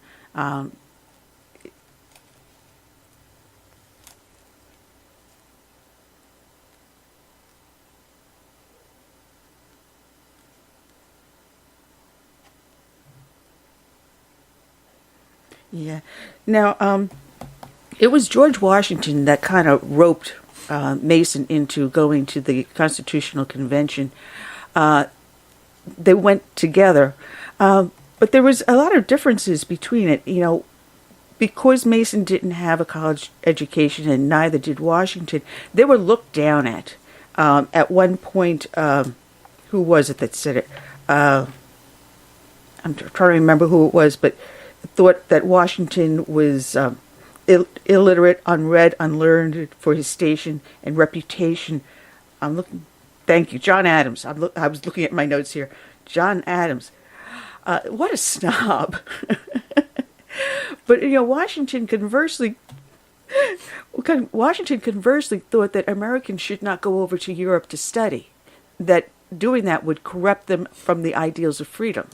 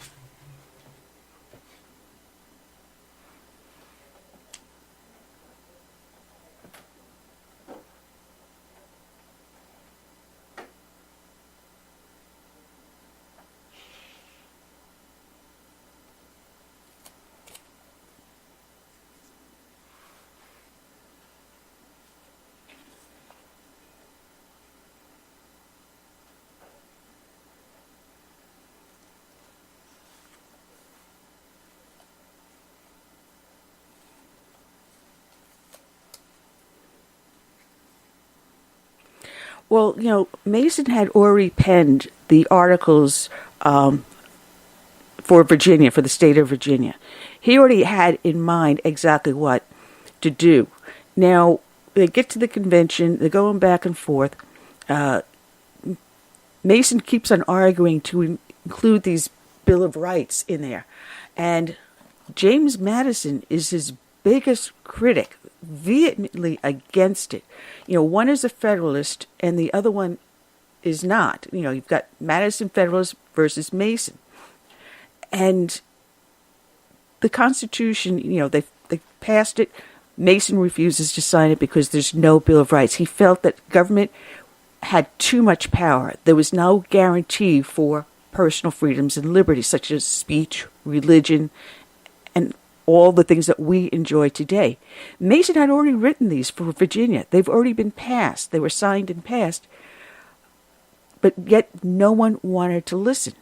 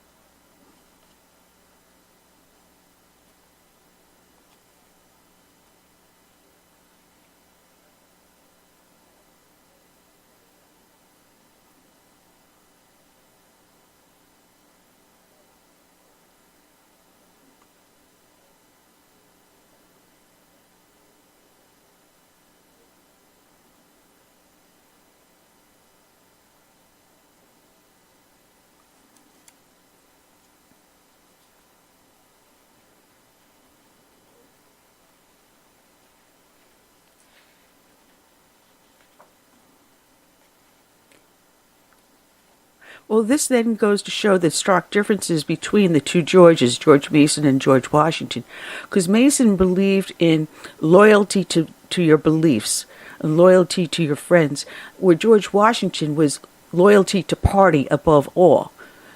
So when they had that split, George Washington just cut off all relationships with him, basically. But that wasn't the only person that drew that was, my words are coming out backwards, I apologize. Mason is not the only one to draw the anger, because he also had a break-in with Thomas Paine. Thomas Paine had been arrested in France, and Paine felt that Washington did absolutely nothing to help free him.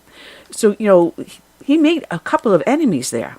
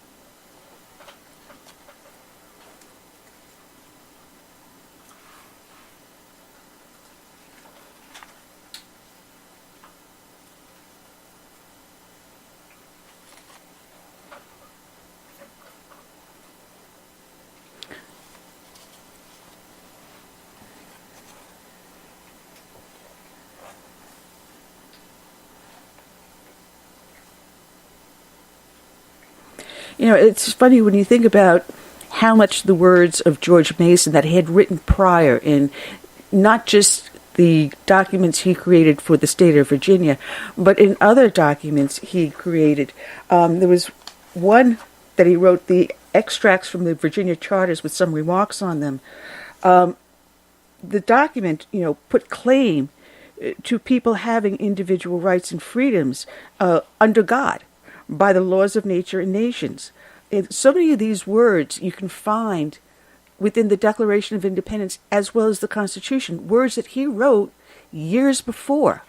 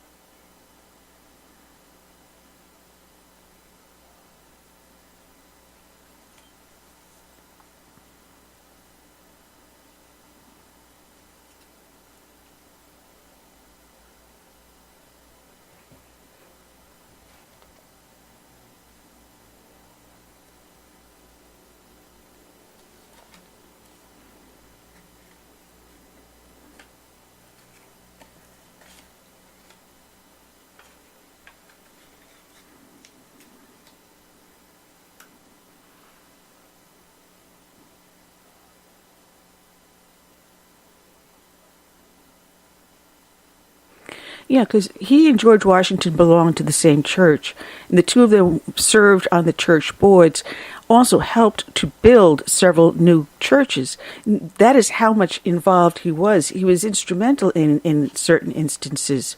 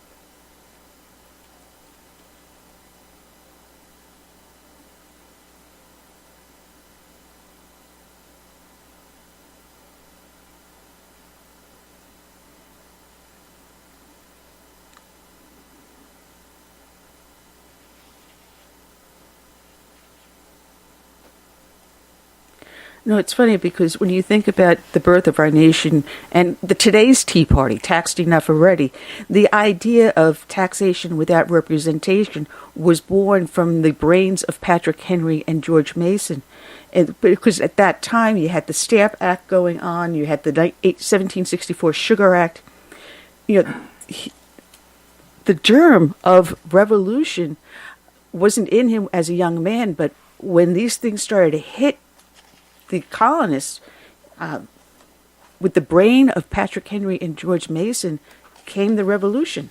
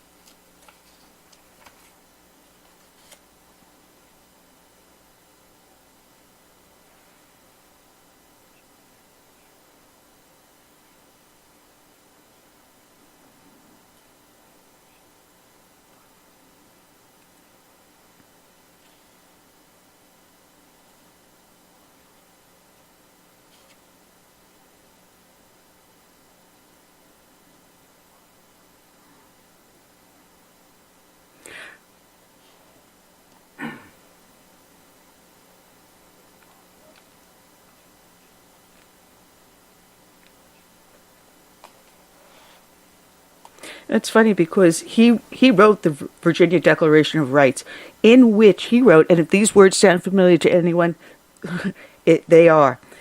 He wrote, "When any government shall be found inadequate or contrary to these purposes, a majority of the community has an indubitable, inalienable, indefensible right to reform, alter, or abolish it in such manner as shall be judged most conducive to the public will." That's the Declaration of Independence.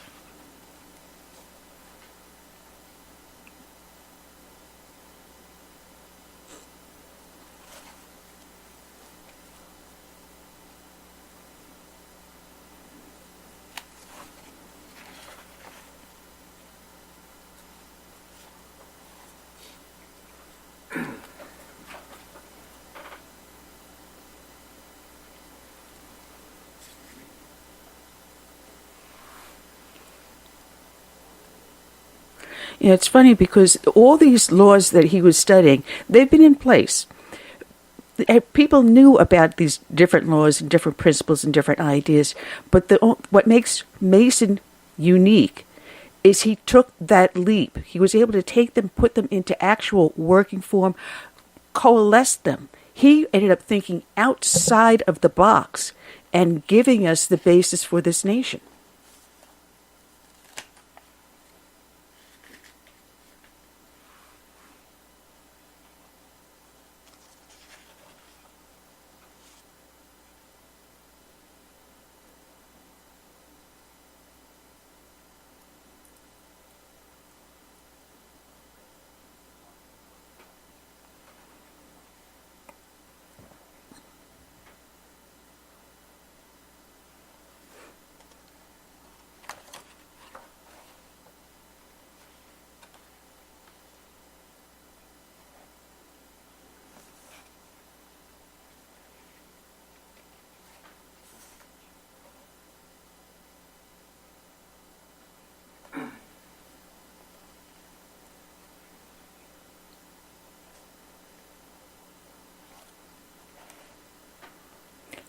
Yeah, and if it was because of him that we have the idea that an elected official should hold no more than one office at a time, that there should be a separation of powers, and that there should be term limits, that you were there to go and do a job for a short period of time and rotate out, so that no one ends up like we have with Nancy Pelosi, staying there forever.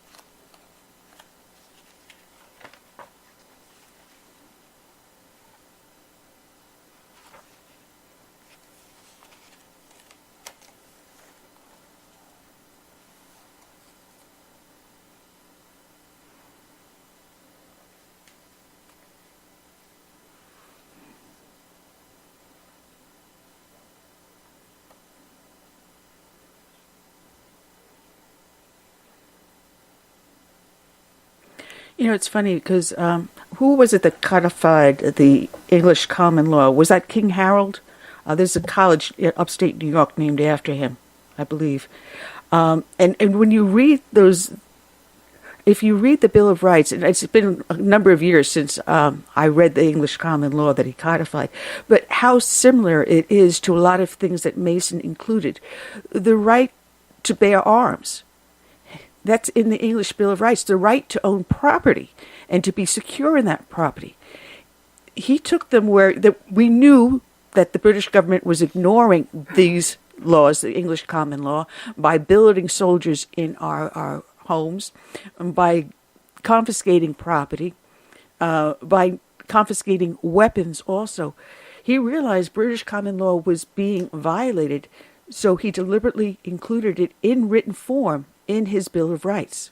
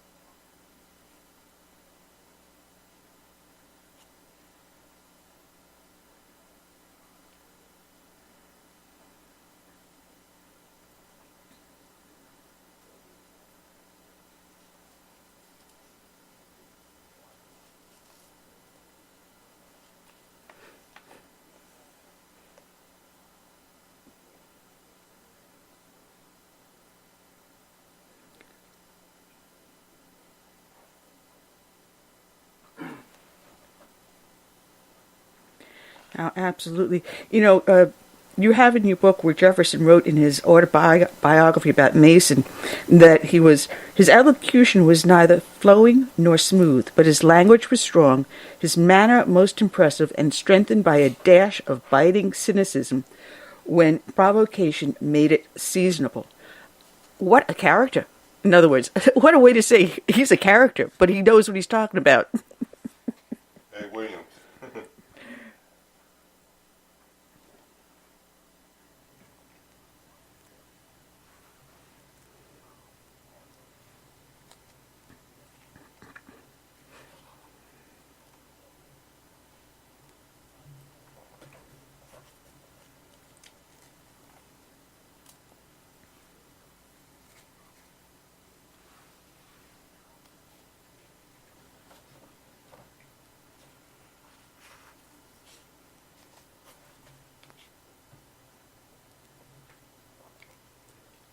Williams, I just want to say that I enjoy hearing about George Mason. You and Annie were spot on. He is one of the unsung patriots of his time, and throughout history, I found him very interesting as a historical figure, and I even included him as a character in one of my historical novels. And what I found unique was that there was a woman who had purchased my book and read it, and I ran into her a couple of months later, and she told me that as a history teacher, she had never heard of George Mason, and that she found him to be, worthy of being up there with Jefferson and Madison and Washington. But I felt good because, she did learn something she didn't know before. But as an educator, she should have known about George Mason. But it just goes to show that you and Annie were spot on. A lot of people don't know about George Mason and his contributions.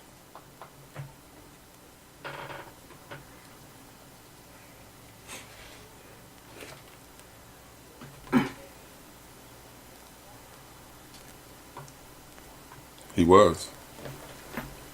Well, you think about it. We know the outcome of what happened with the American Revolution. We know that the United States of America has been formed because of that. But our founding fathers had no idea what the outcome was going to be. They were just making it up. They were just going along. And we do have this form of government because the brilliant mind of Mason foresaw the need of structure.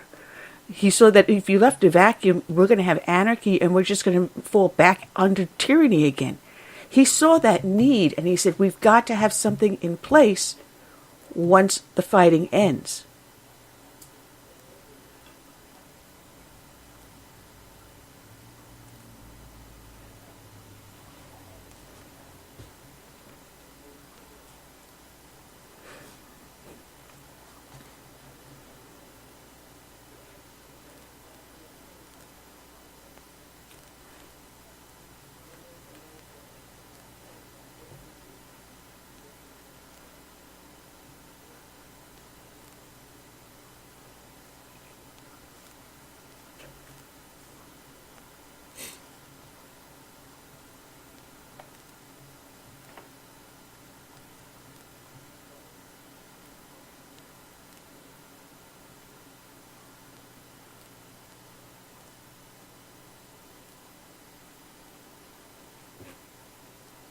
Yeah, because John Adams did it for Massachusetts. Meanwhile, George Mason was doing it for Virginia. So we had it on both sides of the Mason-Dixon line. But the most interesting part is, most countries were monarchies. We didn't know any other form of government. You had a king who sat above Parliament. You had a prime minister. Here, he created a whole new structure. New phrases were not used.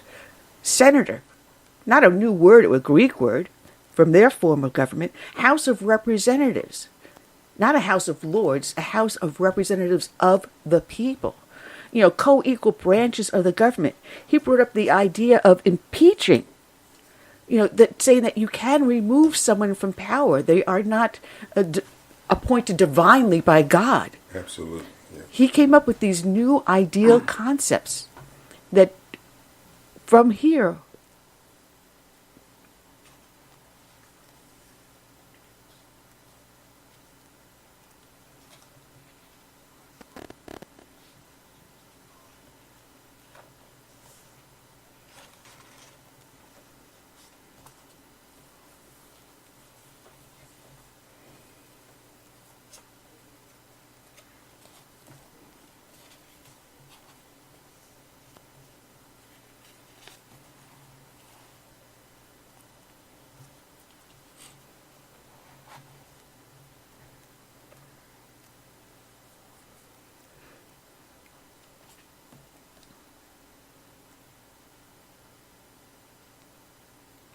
well, you write in your book that he had a dual purpose in creating the Constitution the way that he did. What was that dual purpose?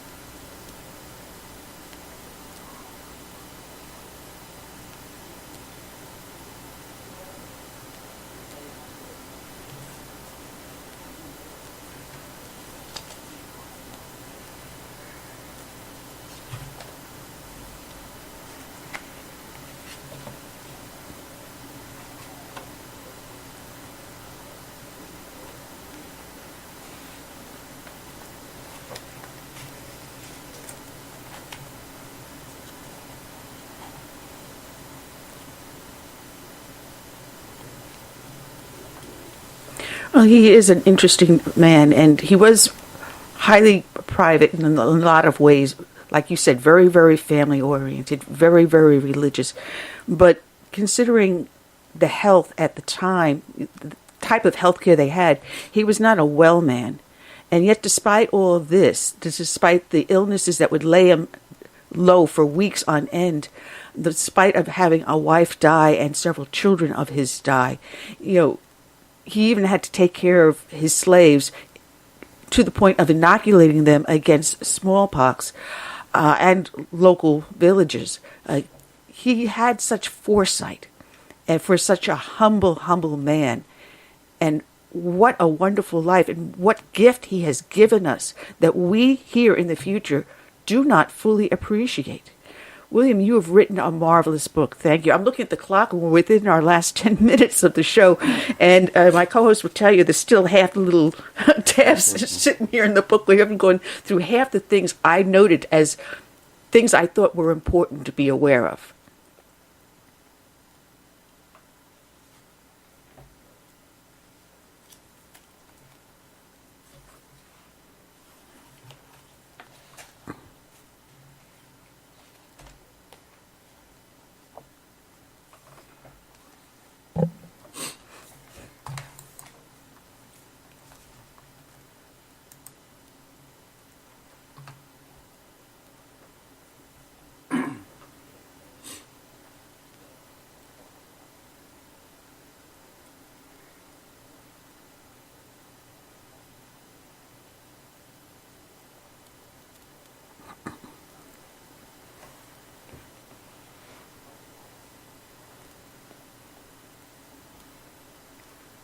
Well, I got to tell you, I cut my teeth on the Constitution reading a book by, oh, good Lord, my mind just went, last name is Brodus, the biography of the Constitution. My copy, I think, is like 1964. Louise Brodus and her, Brodus, good Lord, I'm going to forget who the authors are, but it was that long ago in the 1900s I read it.